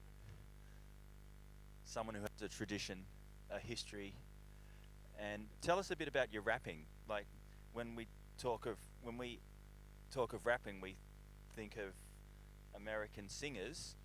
Snoop Dogg's coming out for the grand final next week. Tell us about what a rapper does. How do you prepare a car to get wrapped? Well, preparing is one stage of wrapping. Wrapping is either color change or clear, PPF. Which is for the people out who are in the running community. PPF is poly. Well, it's paint protection film. There you go. Made of polyurethane, but it's a certain thickness, thicker than your paint, that protects it from rock chips, scratches, and it's easily it's a sacrificial layer between the environment and your paint. So how many microns are we talking as this film? About 200. 200 microns, and for those, is that the width of a hair or a piece of paper? What are we talking about here? Absolutely tiny. I couldn't. I don't know what to compare it to, but paint is about 120 microns. Okay, so it's almost double the thickness of a paint. So when you paint a car, like how many layers of paint are on an automobile these days? 3. So there's the primer, there's the color, and then there's the clear coat. And the primer is like 20 microns. The paint is about 20 to 30 microns, and then the rest is clear coat. And what do you know about running? Not much, other than photographing it. Thanks, Luke. Luke is the owner, as I said, of Vandalised Media. He's got an associate named Sophie, who's his assistant. Sophie was telling me, Sophie, do you mind getting interviewed? Go ahead, okay. We want to get a balance here.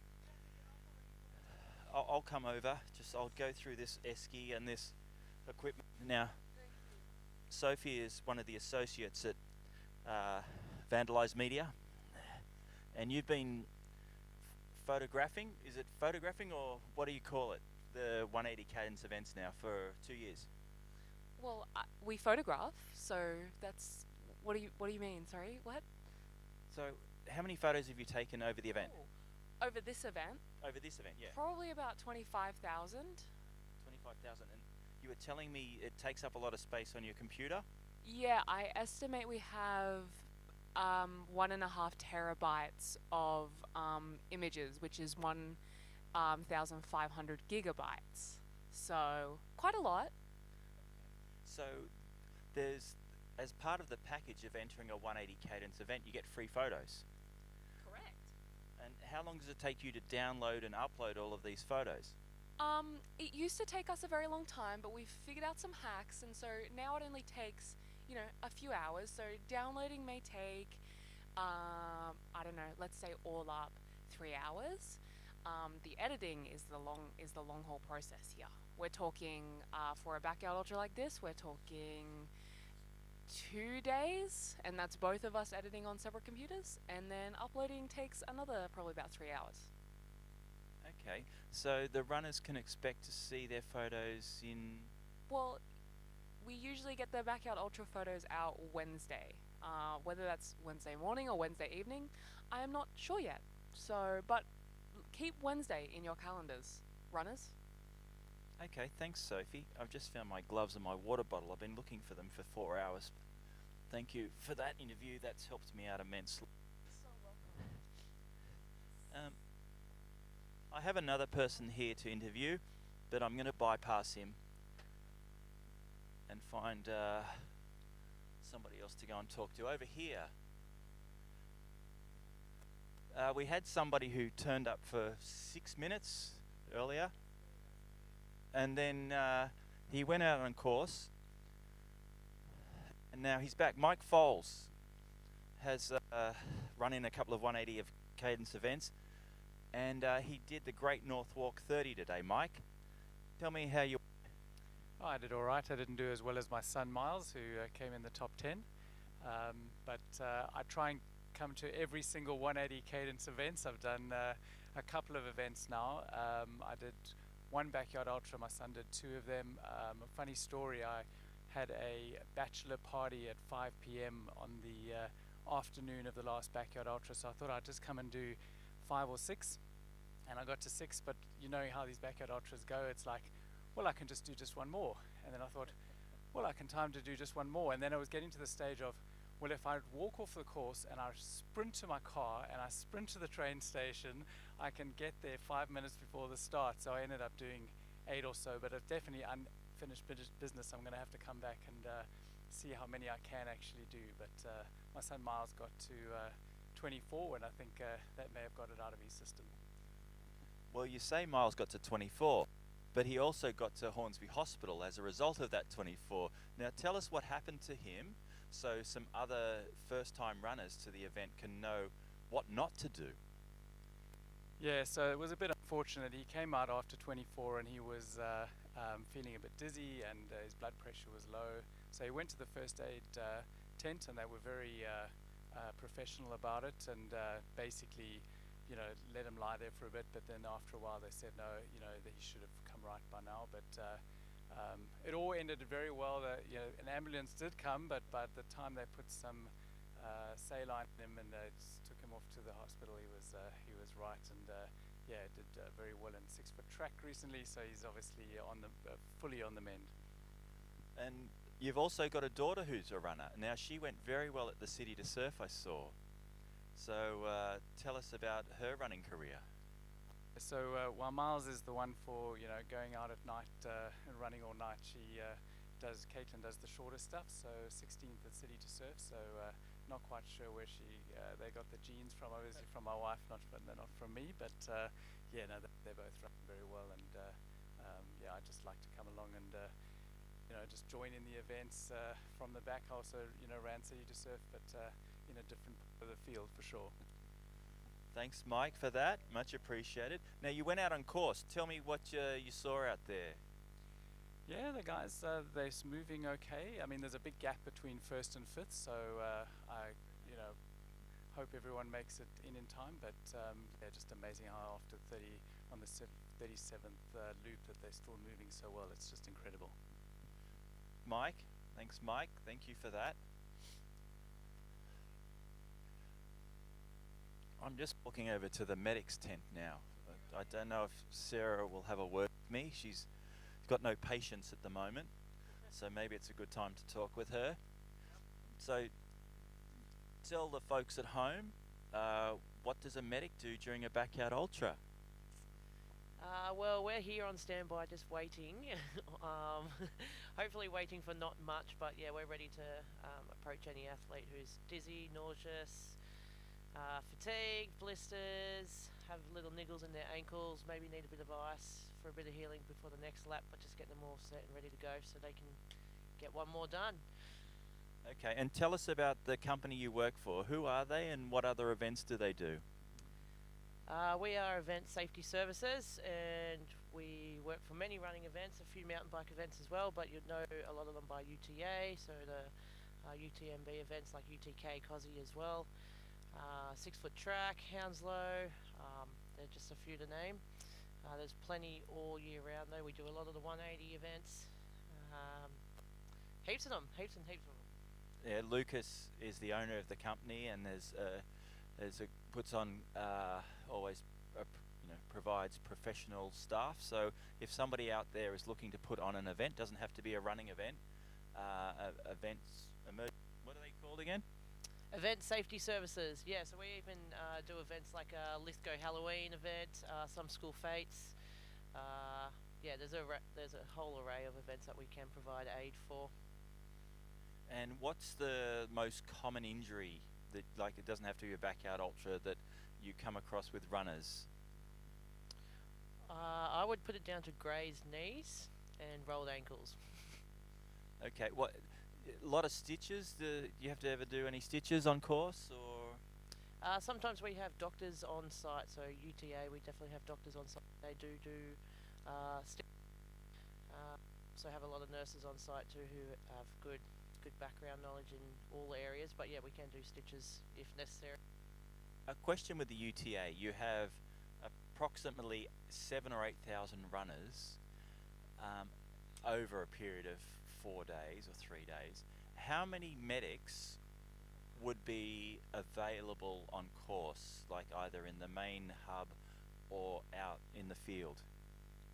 Well, off the top of my head, I actually don't know the figure itself, but for UTA, we've probably got close to 50 staff, I'd say, maybe a few less, but yeah, well, there's quite a few of us out there. Well, look at 50 staff, and so it's obviously a cost to the running event to have all of the staff. So when people see the entry fee to some of the races, I think medical is one of the highest costs to keep the runner.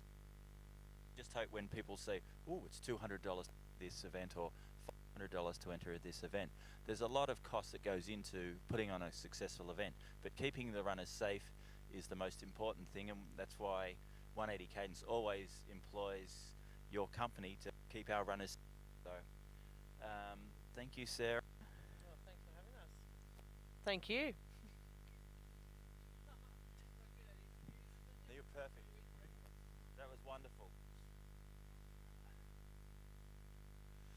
Okay, we have 19 minutes left for the runners to come in, and at this stage, there's a 600 meters finishing circuit, and the first runner is now coming into the oval. We'll call it the Jim Watson Arena. So it's very difficult to identify the runners at this stage. Someone who's carrying two lights. So it's Akira. It's Shiki. Shiki. Oh, this is his hot lap. It's a sleep lap, is it?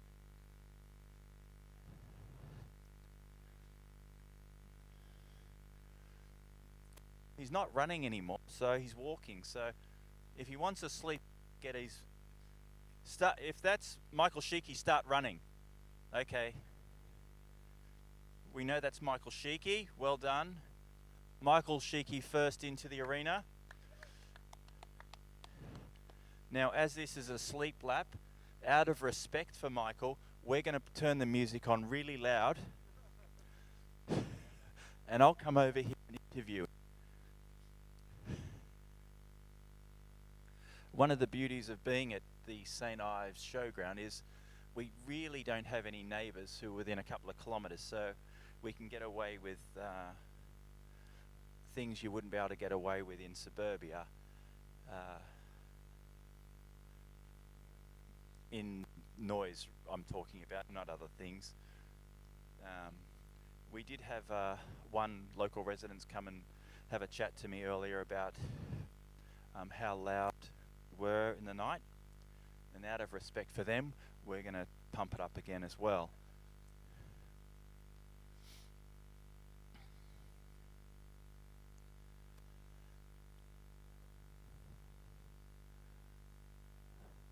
So Michael is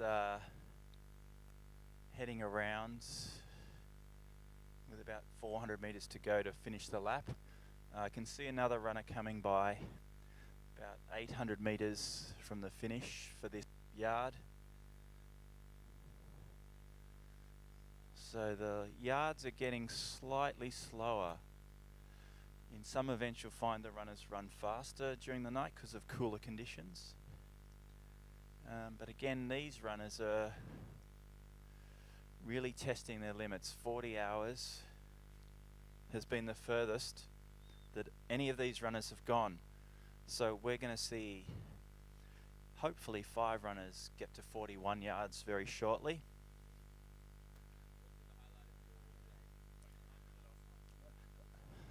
I've just walked over to the main grandstand here of the hub. We don't actually have a name for this pavilion. We've got to come up with the Lumina Pavilion. The Lumina Pavilion. We're going to get a sign or a plaque made up. This is where the Ascension documentary was launched only 2 hours ago. We like to call it the kitchen. up there? Because all we do is cook up there. Yeah, that's it's the place of cooking. It's a kitchen for two reasons, because you've got a microwave and you've got a kettle and your edit room. So it's we're going to call it the kitchen. Okay. It's also the toilets. Yeah, that's where you shit also. Yeah. Yeah, so you can get a bit of a stench up there. So it's probably not the best work environment, but you've done well. The aroma's nice. We need to ask you a question, Dave. What has been the highlight of your day? Or if you can't pick one, then three.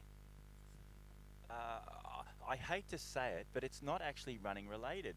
I really got a buzz out of the Panthers beating the Bulldogs. And that's for a number of reasons, because there was one particular Bulldog. There was one particular Bulldog fan who was talking it up, telling me what the headline was going to be for tomorrow. Like, the dynasty is over, blah, blah, blah, blah, blah.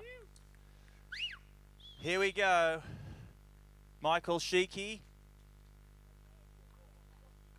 Here comes Phil Gore into the arena. Running like, oh, look at that, imitation of Phil Gore. So, out of respect for Michael Sheikey, we're going to cut radio silence for 11 minutes whilst this commentator can have his 10-minute smoko and Michael can have a bit of a sleep. We'll catch you at the start of the next hour.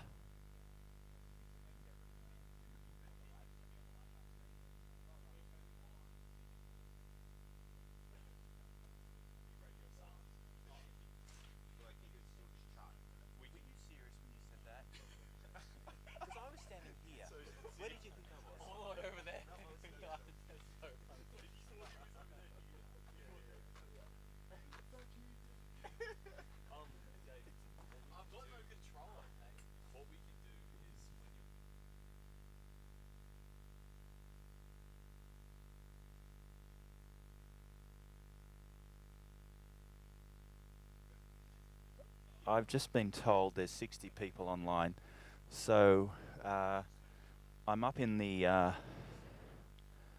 I'm not getting feedback, so this is even better. I'm up in the kitchen. I'm in the Lumina kitchen.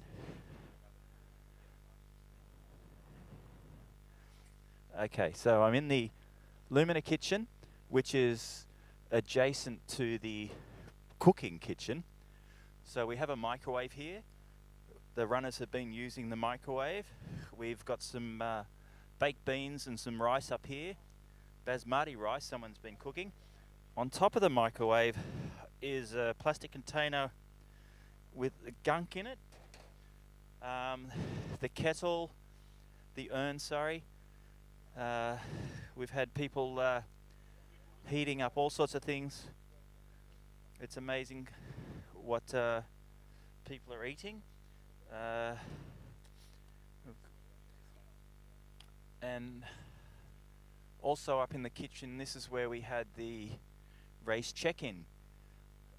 We had yesterday morning 500 runners come and check in. They all get a free shirt with a 180 cadence event. We've had very positive feedback, as usual, from the Alex design shirts. This year it's been a bluey, red, whitey shirt colour. We're going up to the back of the kitchen pavilion where we have some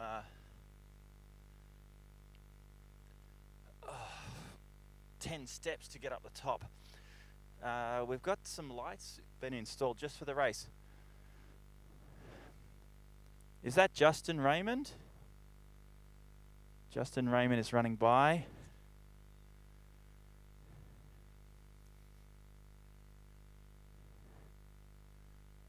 We have Akira running through to the finish line. So Akira's time for this lap will be 51:20.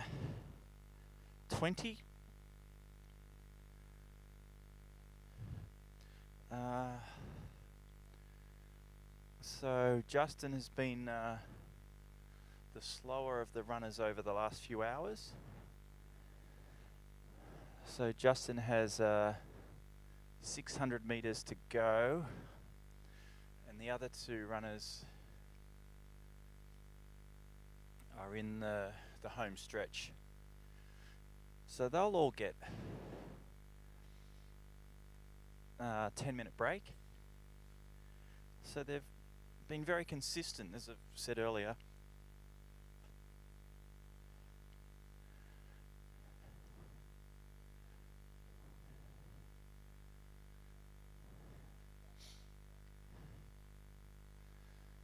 Runners have put some warmer clothing on over the last couple of hours. We had a lot of shirtless men here. There's Jono coming up. Jono was running with no shirt yesterday and a bit today. He's now got some long sleeve top and a jacket. No runner has put on, they've all been wearing shorts. No one's had to put anything, long pants or anything on. We just have somebody coming up to the kitchen. So we're going to interview. Tell me, what's your name and who are you with? Tash, I'm Ezra's partner. And tell me, what are you cooking here for Ezra? Some pasta, old good pasta. So what type of pasta does he like? Any, just carbs. So just carbs. So you've been using the kitchen the whole time you've been here? Yes, pretty handy. Yeah. Useful, yeah. So apart from pasta, what are some of the other things that he's been eating? He's just been snacking all day. Just, yeah. So when you snack, does he have carbs, sugar? Fruits, bit of everything. He's got a healthy diet normally? I'll say so, yes. Okay. And when he's in a race like this, does he have a target for how many carbs and calories he has? Not really sure. What does he drink when he's running? Electrolytes. Just. Any like Tailwind, anything, or? Coconut water. Yeah. Does he drink the chocolate coconut water or just the? Yes, it's one of his favorites. So we've heard that from a lot of runners. Chocolate coconut water has really taken off. Okay, thank you for that. You get him his food. Okay. So it's good to see the Michelin 3-star Michelin kitchen hats being used up here. We've had on the way down 180 Cadence 10. We're lucky enough to have one of the 3-star Michelin chefs, Jason Harris, who works at massive events in the prep area for some of the big stadia around Sydney. I've just walked down out of the kitchen. The runners have access to an aid station, and we have a water set up here for all the runners. So we are very lucky to have the facilities at the kitchen, where we have the bathrooms located below. And so instead of having portaloos all over the place, we have we'll call it a glorified toilet block with showers, which some of the runners, we've heard that Michael Sheikey had a shower at lap 25, and Ollie was going to check the schedule to see if he was going to back up and have another one tomorrow morning at lap 49. But you'll see a lot of the runners. Phil Gore used a shower quite regularly here, and it's one of the benefits of having the event at the St. Ives Showground is that there's toilets all throughout the course. The runners get to pass the toilets on 6 occasions during their 6.71 kilometre yard, and so they don't have to waste too much time at the start finish area, and they can go basically to the loo every kilometre, which has been a bonus for a lot of them. You see a lot of them wait to the start finish of each lap, but others will use the facilities on course. Here comes Justin. Well done, Justin.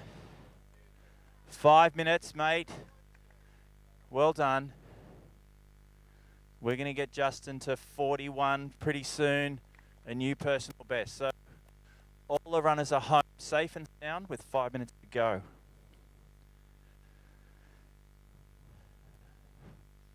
Okay, we have just under 5 minutes to the start of the next yard. I have more. I'm going to interview. No, he said no. He said no. So I've interviewed everybody except for one particular person who remains unnamed due to privacy laws. So we won't bother him. He's just fallen asleep. We have the showground is it has a dog track around it, which is about 650 meters in distance, and we have the opportunity to pay for the use of the floodlights, which can give the arena a certain vibe, like daylight, but the cost of $800 a night is quite excessive, to be honest. So if any of the local councillors or ratepayers would like to contact the council and ask for a discount, that would be good. But the last 2 nights has been different, having no lights. Obviously I'm quite familiar with this course at night, and having the lights on can be good, but can be quite distracting.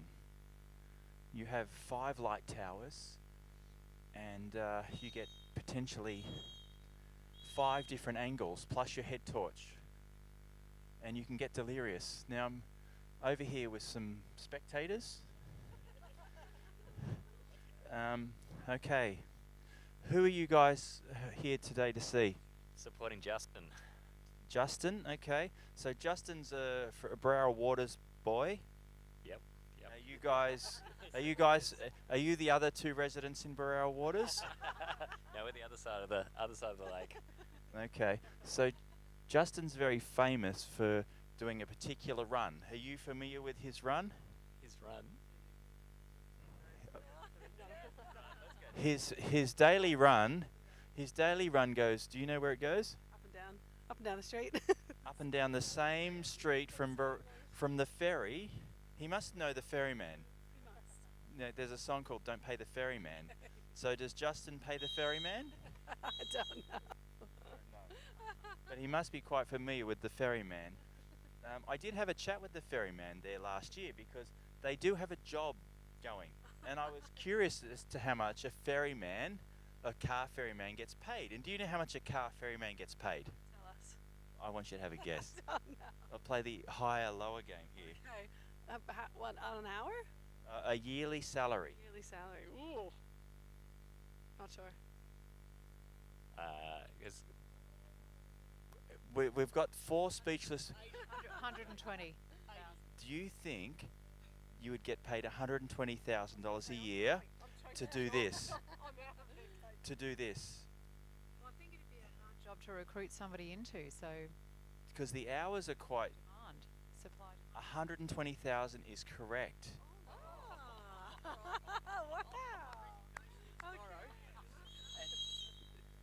Do you know what you have to do? Yes, I'll count you down. Do you know what the job entails? Keeping everyone safe and getting them across the river. Moving a joystick back and forth. And keeping everyone safe and getting them Yes. last week. Okay, well we're going to start the next yard, so we're going to have a countdown here. We have 30 seconds to the start of the next yard. I'm hoping that all 5 runners will be in the corral. We have a massive corral because it had to house 500 people. One of the rules of the Backyard Ultra is you cannot change the size of the Backyard Ultra corral. We have all 5 runners in the corral. 10, 9, 8, 7, 6, 5, 4, 3, 2, 1. Blast off! Well done.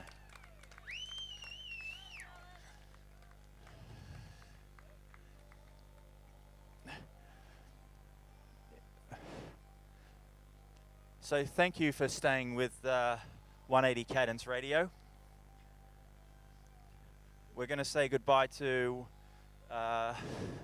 one loyal fan who's here not supporting anybody, but just wants to see what's going on. Mike Foles, goodbye, good night, and good luck. All the best. Cheers. Bye. Mike's going to go home, have a good sleep. 9 o'clock here in Sydney now.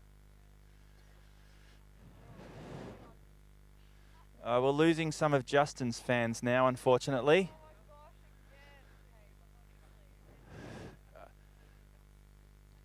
So we're losing 3 of Justin's support, and we've got 1 left. We've got 2 of Justin's supporters left. Okay, the other ones who own the nice places. Do you have boats? Boats, paddleboards, kayaks, everything. Why do you live at Barara Waters? Tell me why you chose there. It's one of the most magical places in the world. It's a secret. Does anyone have cars there, or do you just travel on boats? You have to go through the bush to get there. That's the tricky bit. And now, tell me about Barara Waters Restaurant. Tell me about that. The inn? Oh, far too... Bye, guys. See you. Far too expensive. I wouldn't know. You wouldn't know. You're a resident in Barara Waters. Now, how do you get across to Barara Waters Restaurant? By boat. Do you have to stand at the other side of the cave to the ferryman to get across, or what do you do? You don't pay them. You don't pay the ferryman. That's what I wanted to hear. You don't pay the ferryman. So, if I went to Barara Waters Restaurant for a lunch on a Saturday, what would I expect to pay for my lunch? Do you really want to know? I really want to know. It's an amazing place and worth every cent. It actually is.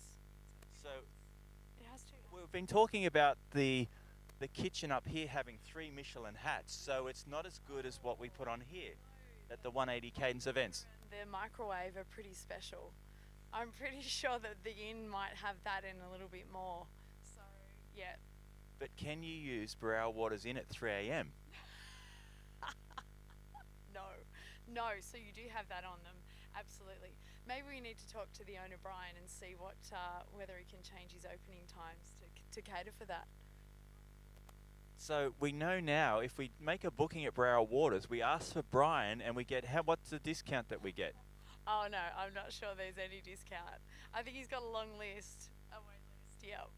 So Barara Waters Inn has changed hands a few times, hasn't it, over the years? I believe so, yes. Tony Bilston started it. Yes, yeah.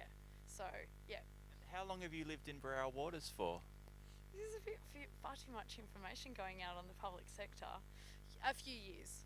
Quite a few years. Okay, well, I think that's enough for this before I get an AVO taken out on me.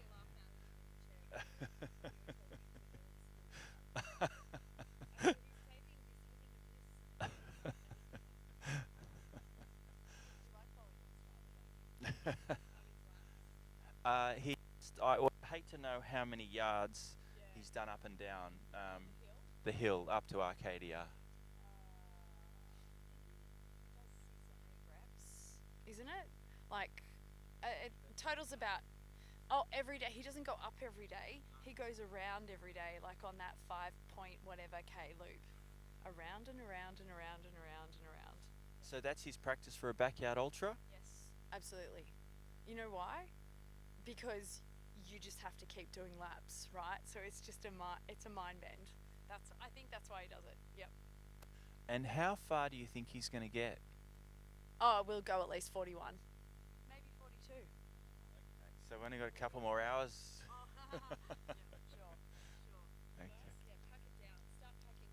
Okay. Okay, so we've just identified our 5th place runner. Justin. We'll start getting Justin's medal ready. And we've usually had a family member or a friend or a local resident present the medals. So Rob supported him through Dead Cow earlier in the year. okay, so Rob went up to Dead Cow. Rob, can you come here and tell me a bit about Dead Cow? What was your experience? I've heard you've got to come near the microphone. That's how this thing works. Oh, here you go. Oh, can I? The listener about Dead Cow. As a sport spectator,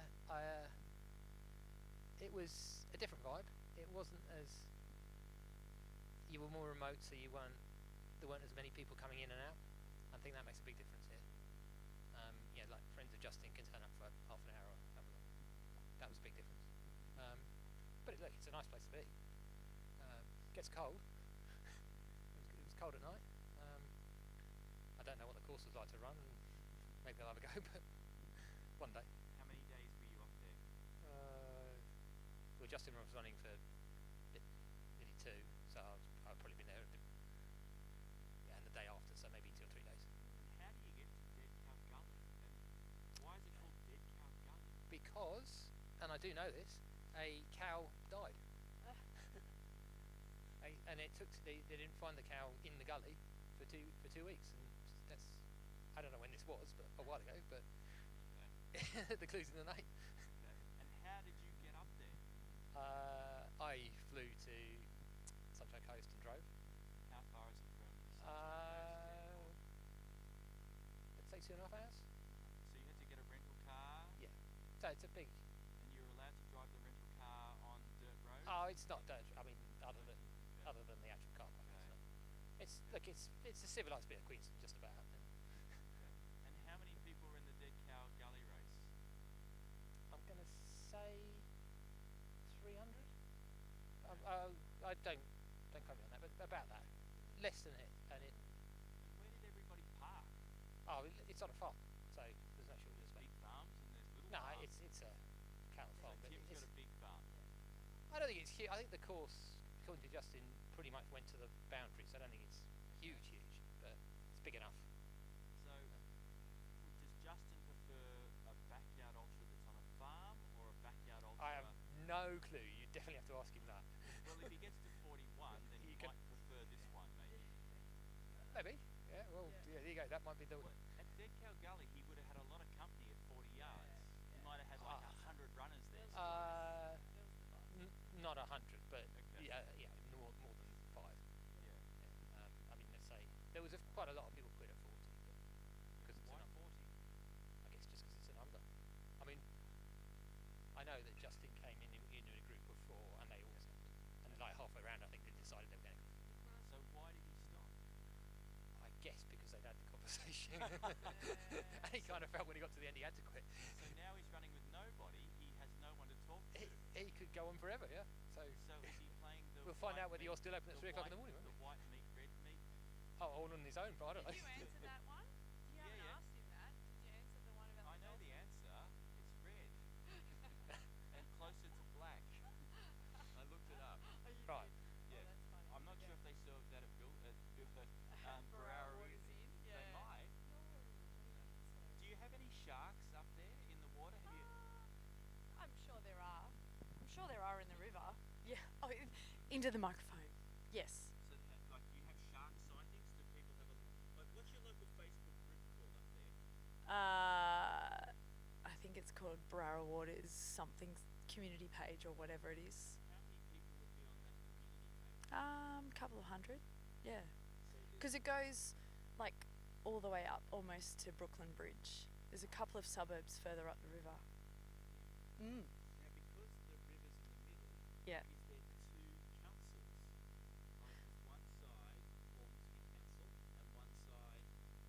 No. Castle Hill? No. It's all Hornsby. Yes. Because Hornsby goes up Birrelly, yeah, up that way. Yeah. I think Castle Hill starts a bit further up the hill. Yeah. Up the hill. Mm-hmm. Thank you. Well, thank you for your time. We've learned a bit more about Barrow Waters and the surrounds and what a ferryman gets paid. There's now our one listener. There's only one listener. That's it. So thank you. Maybe I'd be curious to know how many are on the live feed. No, maybe. Okay, well it's gone up. My ratings have gone up. Okay, I've got a safety cone here. I'm going to go and talk to next.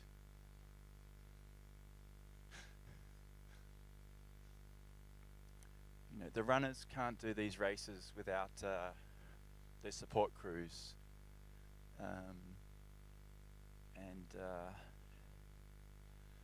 each of these 5 runners has a team. They've had people come and go over the last 2 days.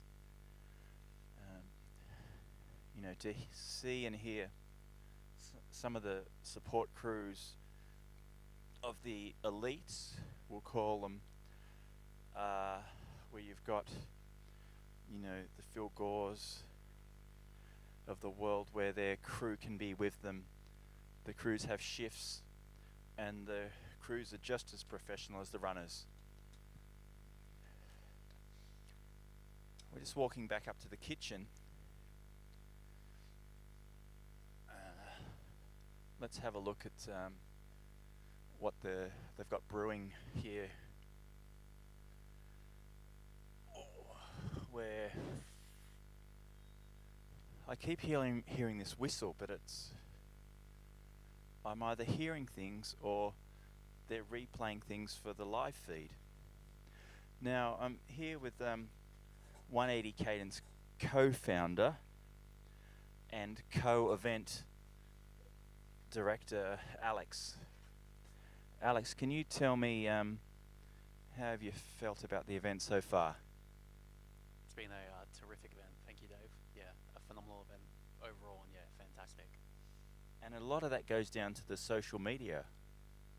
It's only a small portion, but it's definitely part of it. And the live feed, what's the feedback been like?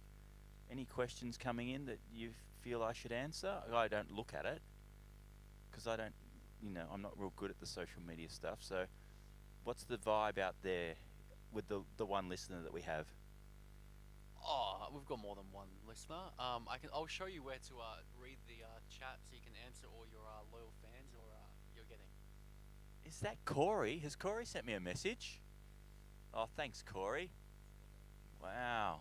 Oh, they're talking about the Lumina documentary. They're not talking about me. But well done, lads, from Lumina. Let's read some of these out. I believe that's the person's name at the start and the time. So a subscriber named Corey at 602 sent a donation of $50 to Kyle and Josh. So that much thank you, Corey, for that. Somebody called Timmy Mofo.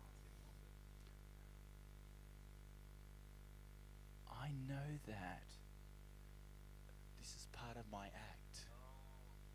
But that's his name. So it's the Tim Moffat. I thought Warren was the Backyard Ultra. Is there... I don't want to go into, who's the best stats man. A stat off. How do we have a stat off? Like,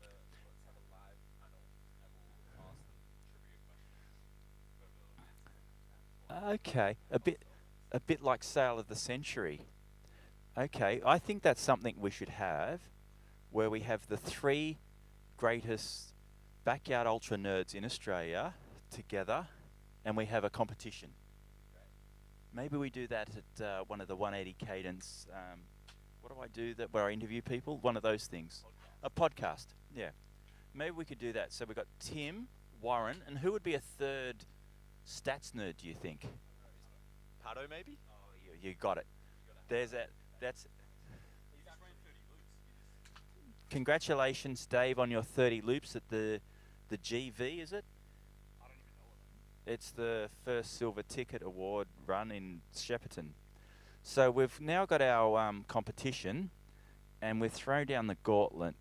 So I offer a free entry to I'm Still Standing to the winner of this competition. So the gauntlet's been thrown down, Mr. Timmy Mofo, Mr. Warren, and Mr. Patterson. So I think that would be an awesome competition to do a podcast one day. So we'll get somebody to film that. We can write some questions down. We have a lady named Carolyn Ash. Carolyn Ash, is this going to be available to view later? And the answer is yes. I know how the live feed works. You can rewind me and listen again. But I think she's talking about your documentary. So where can people watch the documentary? The documentary can be viewed. There's actually a link in the description of this video that's playing right now, this live. We've had to restart it a number of times just because of a few different issues, but there's the link is in the description there, or if not, if you just head to Lumina, films.lumina on Instagram or on YouTube, just Lumina Productions, and the title of the documentary is Ascension, a backyard documentary featuring James Blanton, Jimmy B, the newly nicknamed Warhorse, actually given to him by the White Kenyan, the great Ryan Crawford. So yeah, on YouTube or find it through Instagram. That's it. Thank you. Now I'm looking. I don't do too much time on YouTube Studio, but we're here now. Our category today is called sport. I guess this is a sport. I can see a graph here which shows that a lot of people tune in just before the start of an hour. Why would they tune in just before at the start of an hour? Is it? I feel like maybe it's because, I don't know, people are dropping out in, but think because we've only got one angle, so right now they're only going to see him. That was a trick question. It's because the yard starts at the top of the hour. So you're not in the competition, okay? And you're not writing any of the questions, okay? That was a trick question. Oh, damn. I was hoping I had someone here to help me with my competition. No, I need a producer and a director and someone to film it. But that was it. Okay, next. Let's move on. Charles Patterson. Thank you, Charles, for your question. That was amazing, boys. Smashed it. Is your father named Charles Patterson? Is he?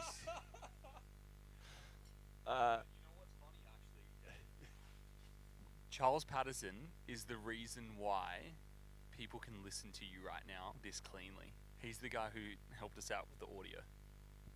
I thought it was the guy who invented the Rode microphones. Rode microphones. That's why we can actually hear it, because of the microphones, not because of something else. Okay. I might be asked to leave a second kitchen. Let's see. Thanks, Mr. Patterson. Smashed it. What sort of accent does he have? Like, is he Aussie? Okay. I didn't know what a Backyard Ultra was until this, and it was interesting. And when you do one of those lines with a dot underneath, is that like that's an exclamation mark? Like, is that a good thing? I believe so. Okay, so that's a good thing. Oh, look at this. This is from a long-time 180 Cadence fan, Julie Steele from down the south coast. We'll call Wollongong the south coast. What a fabulous video. She's also used one exclamation mark. Loved it. Now, Julie has been travelling a lot with her husband Bruce, and it's been a great pictorial of the Scandinavian countries. Julie's not afraid to post photos of their trip, and there's plenty to see. And Julie's done well to recover. Julie had a running injury which it was horrific. Oh, are people tuning out? I'll go and I'm going to go and interview the safety cone again.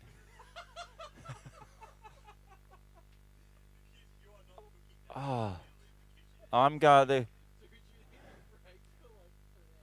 Dylan Lewis. Is that the Dylan Lewis? Dylan Lewis here. Julie made another comment. You really captured the essence of the struggle. They're talking about my commentary, yeah. Oh, please, people, no, stop. Harry Budd. Now, is Harry Budd one of your friends? Harry, Alex loves Harry. He says, go on. I don't know what go on. What does go on mean? Like, people will tune in again at whatever time. What's the time? 11 o'clock? 10 o'clock. 10 o'clock. So this is just Phil. I do my best stuff at the top of the hour. Don't lay the ferryman. Oh, Phoebe. Until you get to the other side. It's don't pay the ferryman, Miss Phoebe. Until Christaberg Classic. You would be one of our the listeners to Classic Hits, formerly 2WS, I think. If that's about the only. Oh, somebody else. Hang on. Two more people. The word's getting around. Why are you telling people like a DNF story? I'll get to DNFs later. That's a 2 to 3 a.m. story. Here we go. The snail trails. That's an interesting. Do you call it a handle? What do you call it? Like your name on? Yeah. It's a handle. Okay. Or is that their real name?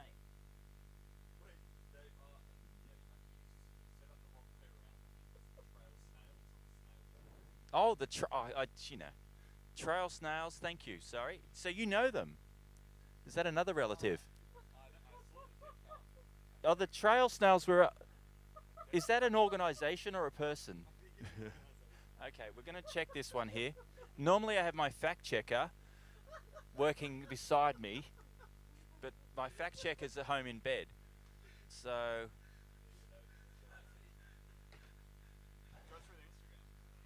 okay, here we go. We're going to dig deep into the snail trail or escargot elite. Sorry, it's the trail snails. I got it wrong again. I'm dyslexic. Sorry, please forgive. You know I'm dyslexic. Stop it. I'm not even tickling him. Not yet. I don't have. In the 2 to 3 a.m. session, or? That's the 2 to 3 a.m. He'll be asleep. Like. I'll be. For those who don't know. We're losing more listeners, so your laughing's putting them off. Now, for those who don't know, Alex and I are sharing a room. Okay? Yeah, we're sharing a room because we're trying to become more professional. And what we've done is put in what's a sleep management program, or what do you call it? Oh, fatigue. Fatigue management. And we're both quite fatigued, so one of us needs to sleep. And it's going to be him because I'm cooking at the moment. So our fatigue management plan we've put in place because after the Bricks Backyard, the first one we had here, not even 2 years ago, so we've come from nothing with Kevin to what we are today.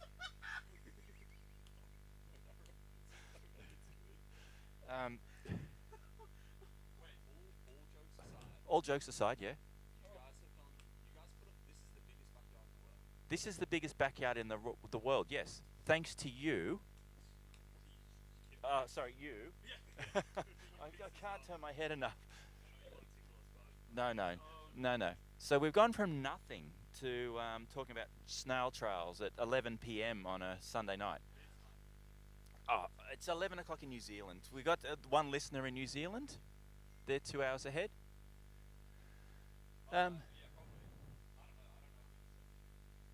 We haven't had a comment on the feed for a little while. Phoebe Pear, if you're still out there, I'm going to give you a question and I want you to come in with the answer.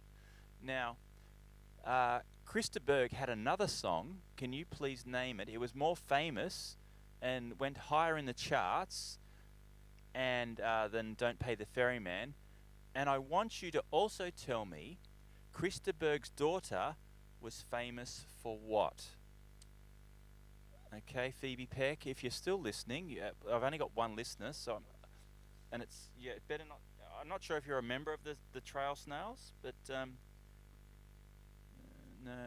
no one's like when I'm looking at my messenger and someone's typing, I can see it like if no 3. So if somebody's typing, if they're typing me a message, do I see the dots? No. Oh. I don't think so. Okay, well, we're watching closely, Phoebe, if you can answer those 2 questions.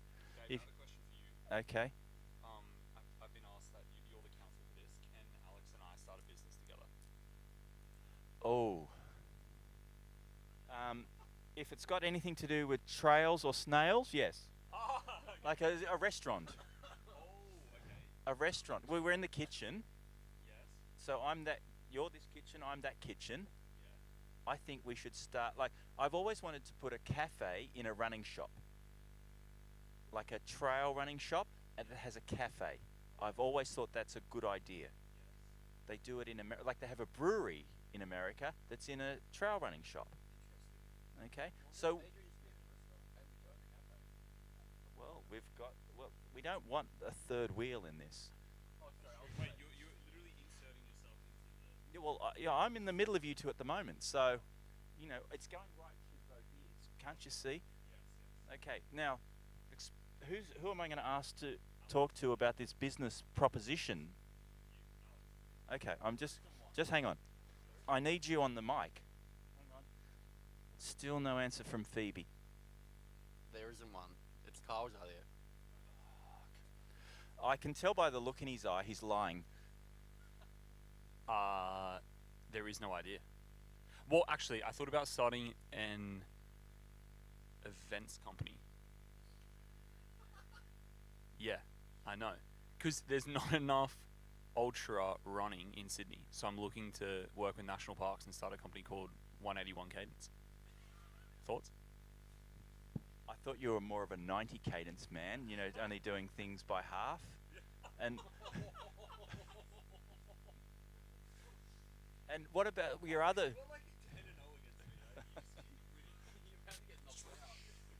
You're on the ropes. Yeah. Now, you have a current business partner. What does your current business partner think you're going behind his back? Oh, I can say that. Well, I'll keep it PG. But what would he think about that? Have we? Yes, Josh and Dave can get together. I see the way they look at each other, so maybe that will work out. We'll see. What do you think, Dave? Josh? Is he we can't have 2 big picture men in a company. The reason 180 Cadence works is because I'm a big picture man, and Alex is a detail man. Okay, yes. So in Lumina, how does it work? What do you both bring to the party? Oofed. What do we both bring to the party? Nothing. Yeah, absolutely nothing. Oh, there's a commentator. Did Phoebe? Oh, Phoebe's got she's working under another acronym called Ben Lewis. Oh, he retracted it. Oh, come on. Bern Lewis, 929. Bern Lewis retracted his message. I haven't heard back from Phoebe, but Bern Lewis, how do you message retract? Like, is that delete? Anyway. So, getting back to, we've got a new business we're starting, a big event company for big picture trail running. Is that the name? Big picture trail running. Sydney. It's got to have Sydney in it. Snails and trails. I've lost my snails trails. Yeah. We'll go. It's. Have you ever seen Billy Connolly? Yes, he is the Scottish comedian. Yes. Yes. He is the funniest comedian ever, or apart from Jimmy Carr. Jimmy Carr, ready? Wait, hold on. This is okay. Everyone's gonna do a Jimmy Carr laugh impression. I'll start. That was pretty good. He's even rating himself. No, seriously. Alex is out. No, you're better. You are. You win. You've got 1 point. I gave you that. So, Billy Connolly will take you on a tail. He'll start somewhere, a trail, a snail trail, and eventually, half an hour later, he will come back. Yes. We're hearing an echo here. Jimmy Carr is touring Australia at the moment. Yeah, you know what that's called? What he does there? You know how he brings it back 30 minutes later. What that's called is cooking. Okay, so he's cooking and he'll simmer hot. That's it. Okay. Ryan Lai, hello, Ryan. How are you? Okay, Ryan is a new subscriber to the platform. Welcome, Ryan. Where are you from, Ryan? Were you from Sydney? Are you following a particular runner in this? Let's find out. Let's see. Let's go back here. William, great work, all. I'm now clued from the live stream and live results. Keep pushing. And he follows up, toilets. This course has them all over the place. It's very good. Thank you, William. Okay, Burns, come back. Okay, we came from New Zealand to crew our son James Lewis, I guess, and this was his first ultra. He made it to 100 kilometers. Thank you for a fantastic event. Everyone loves using these exclamation marks. So thank you, Burn, and congratulations, James, on your first ultra. And 100 Ks is a massive step up from not ever doing an ultra. So that is an awesome achievement, and that's what we like seeing here at the Backyard Ultra. People achieving their personal bests. There's someone here named Kiwi Cam 75, so another Kiwi. Great doco. I was looking through the nationality of the start list. Now,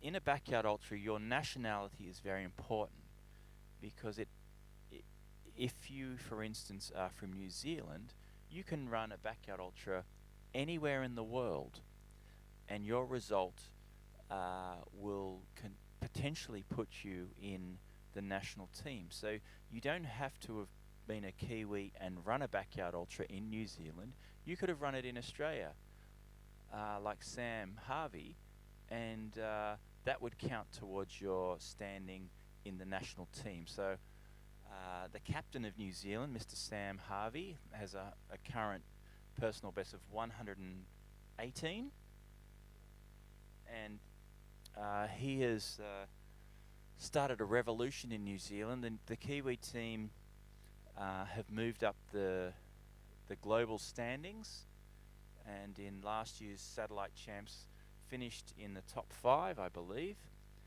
with the Belgian team number 1, Australia number 2, USA number 3, I'm not sure Japan are up there somewhere in New Zealand. I'm not a big follower of backyard ultras, so don't quote me on any of that. And we're going to have a competition. That's the competition for the nerds, the 3 backyard ultra nerds that we'll have. That will be a question to rank and name the top 5 backyard ultra countries. Let's have a look. We don't even know what the time is now. 9:34. The viewership has. I can understand why people. It's a Sunday night. You're getting ready. Most of you are going to work tomorrow, so you need to have some quiet time before you settle in. You don't want to be on your devices just before you get to bed. So I can appreciate that some of you will drop off over the next 10 or 20 minutes. But I hope you're all turning on again at the top of the hour. As you can from these statistics, this graph here, our highest listenership has been 110, which doesn't go anywhere close to what the viewership that we had in April's Backyard Ultra, but that was sort of the middle of the day, and we had some significant records getting broken. But again, every viewer point helps me when I go out to find sponsors for 180 Cadence. So if I can say I've got 12 listeners, then that's better than saying I've got 10 listeners. And I can compare myself to other people who do this sort of stuff and hopefully get paid more. It's usually about this time we can see some runners come back. I'm sitting up here in the kitchen, but there's not much cooking at the moment, so I'm going to leave the kitchen and go for another walk. Now, Alex is going to... When do I get my sleep? You're not sleeping. I'm going to go back.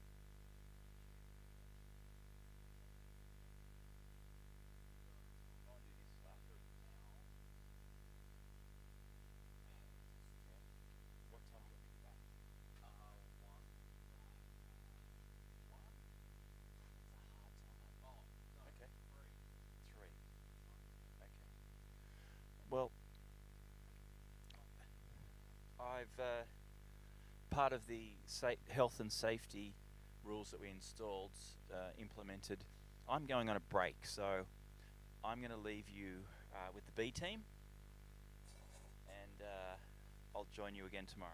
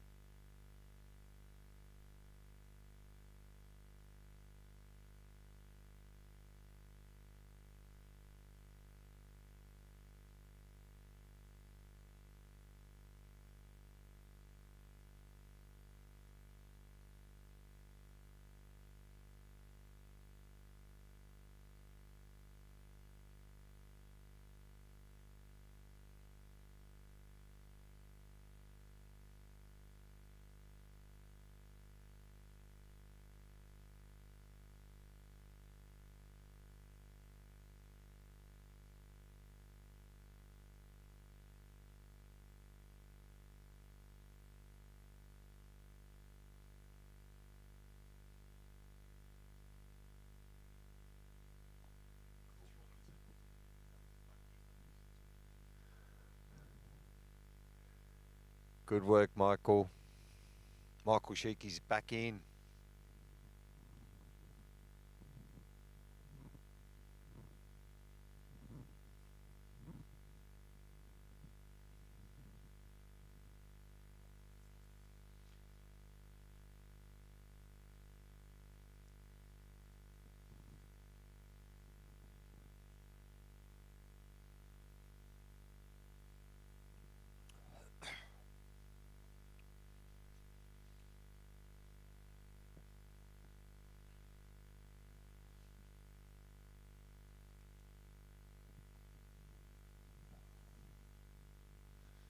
Our second runner's returning.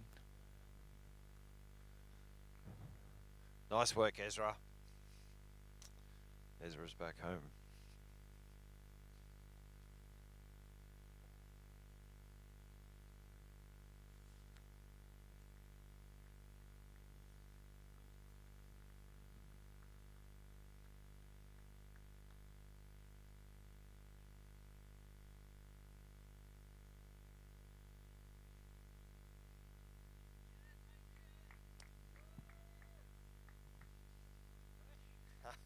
Have a little cherry nap.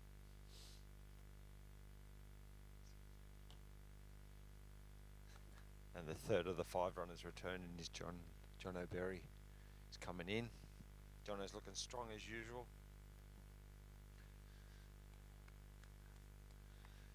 Oh, he looks rugged up. He's got the gloves on. Good work, Jono. Take it.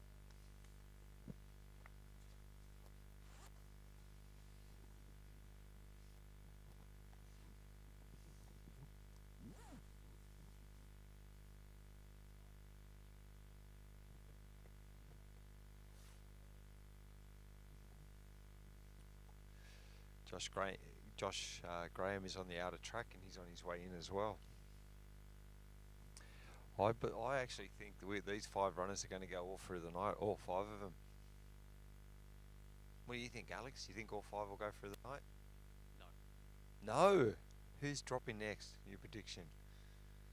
Actually, I guess you can't do that. Yeah, I don't think we could do that. I think we've got to back everyone. So 1 or 2 will drop during the night. What are you thinking? 3 will drop. Okay, so 2. 2's going to drop. We're going to watch the sun rise. Alex's prediction with 3 runners still in it. Oh, I'd love to see the sun come up. 5 still there. That'd be a nice number. Yeah. Oh, I've got my little hot water bottle tucked in. Oh, you cold? It's just cold on the grass.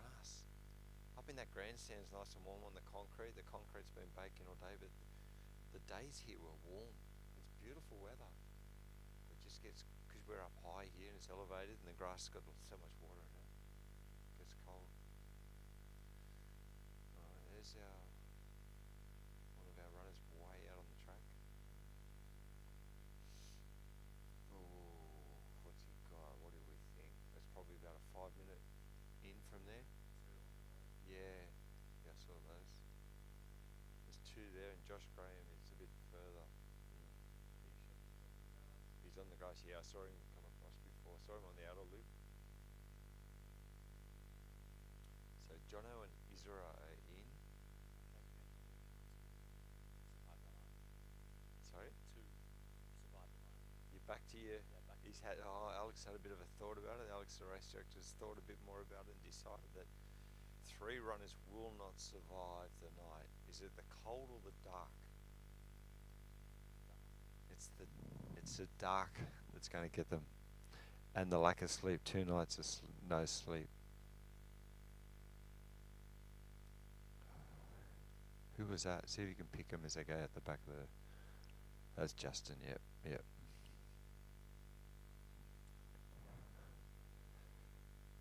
Me? No. Oh, Oliver. Oliver, have you got FOMO? Not at the moment.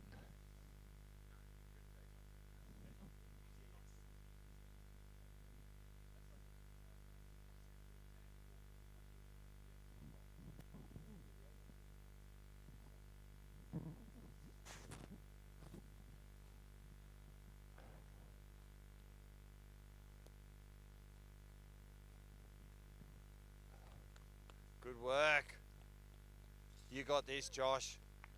Woo! That's Josh Graham coming in that way. He's calling you that way. Good work. Oh, Josh has let his hair down. He's taking it out of his man bun. The elastic's off. The relax mode, the night mode.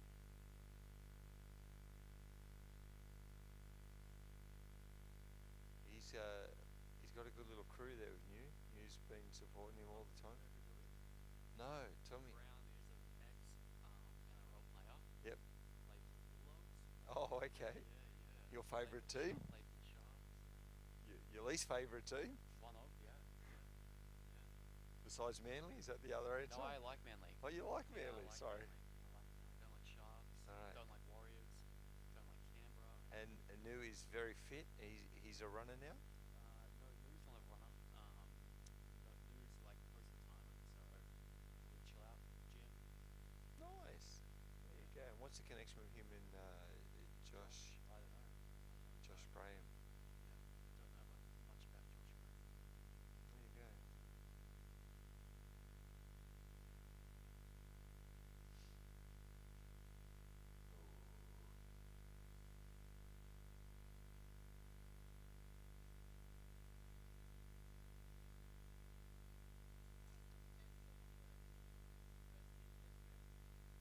First in, best dress.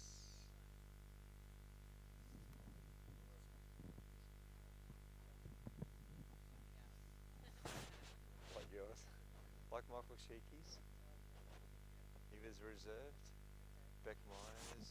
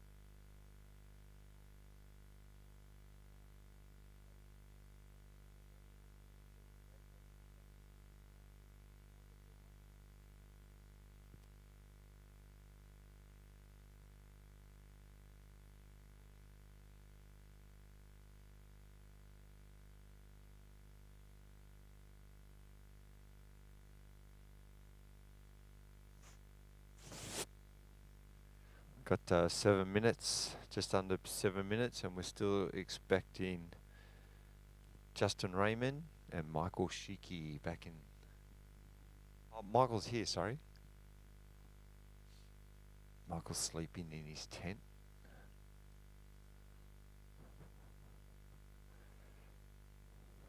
So it's just Justin Raymond that we're expecting back in.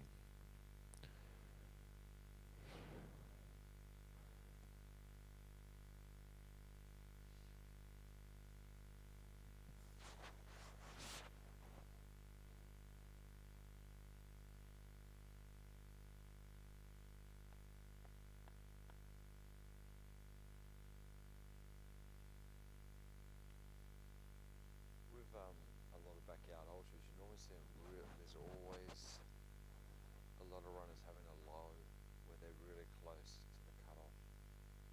And this, yeah, just surviving it.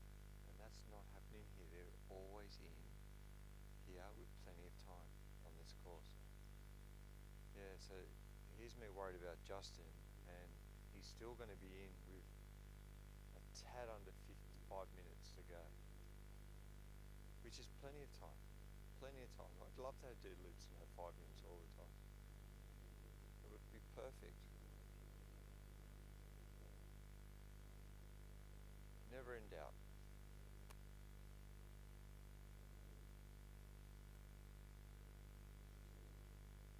He's just there. Behind the tent. He's coming in. Yeah. That's what we're saying. We're just saying about this course, like you think you're worried about it, but 5 minutes, everyone, they've always got 5 minutes. Good work, Justin. Nice job. One done. Woo!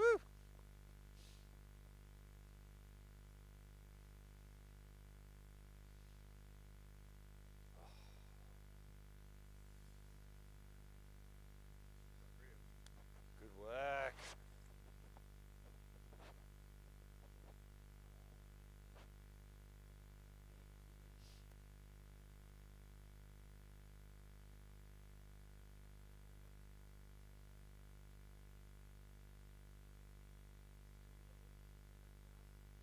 You just run a lot.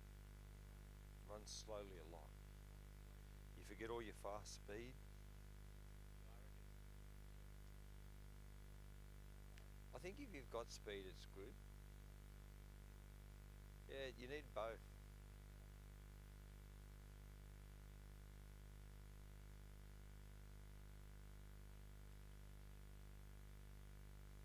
Yep. Oh, he's talking about running the 10K in the sub 40. Yeah.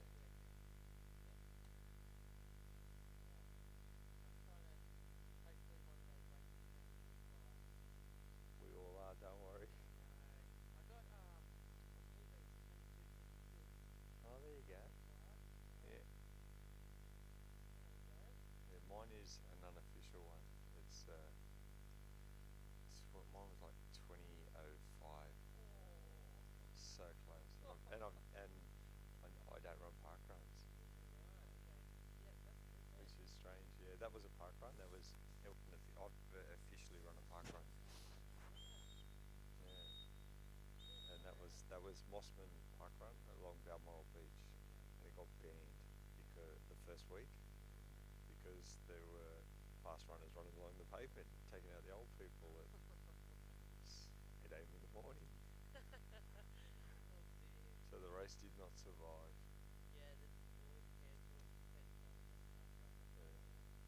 But there was a few of us this year. We ran 24 park runs in 24 hours. So we just drove around Sydney and knocked them all off. So every hour you had to drive around. So there's quite interesting. There's a lot of work nerding on in the background on data sheets and Excel sheets, trying to work it out and how long the drive was with Google Maps at that time of day. It was very interesting.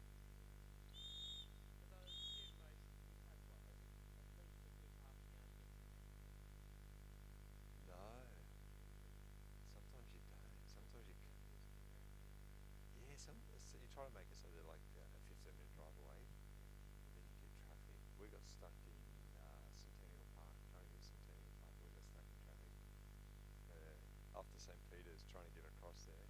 We had to get out of the car on Allison Road and run through Centennial Park to get to the start of it to do our.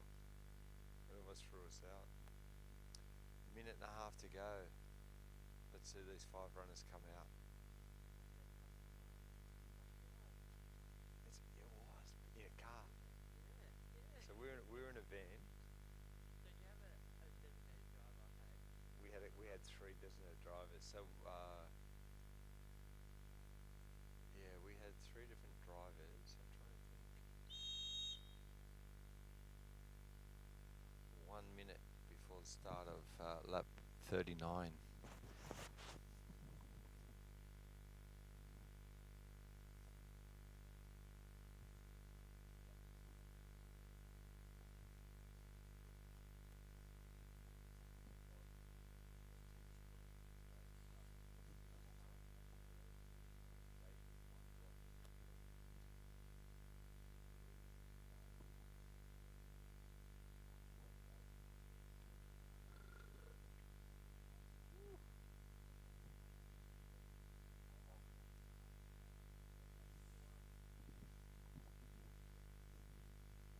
Alright guys, start of yard 39.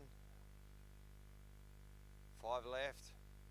Let's go, champs. 5, 4, 3, 2, 1. Let's go!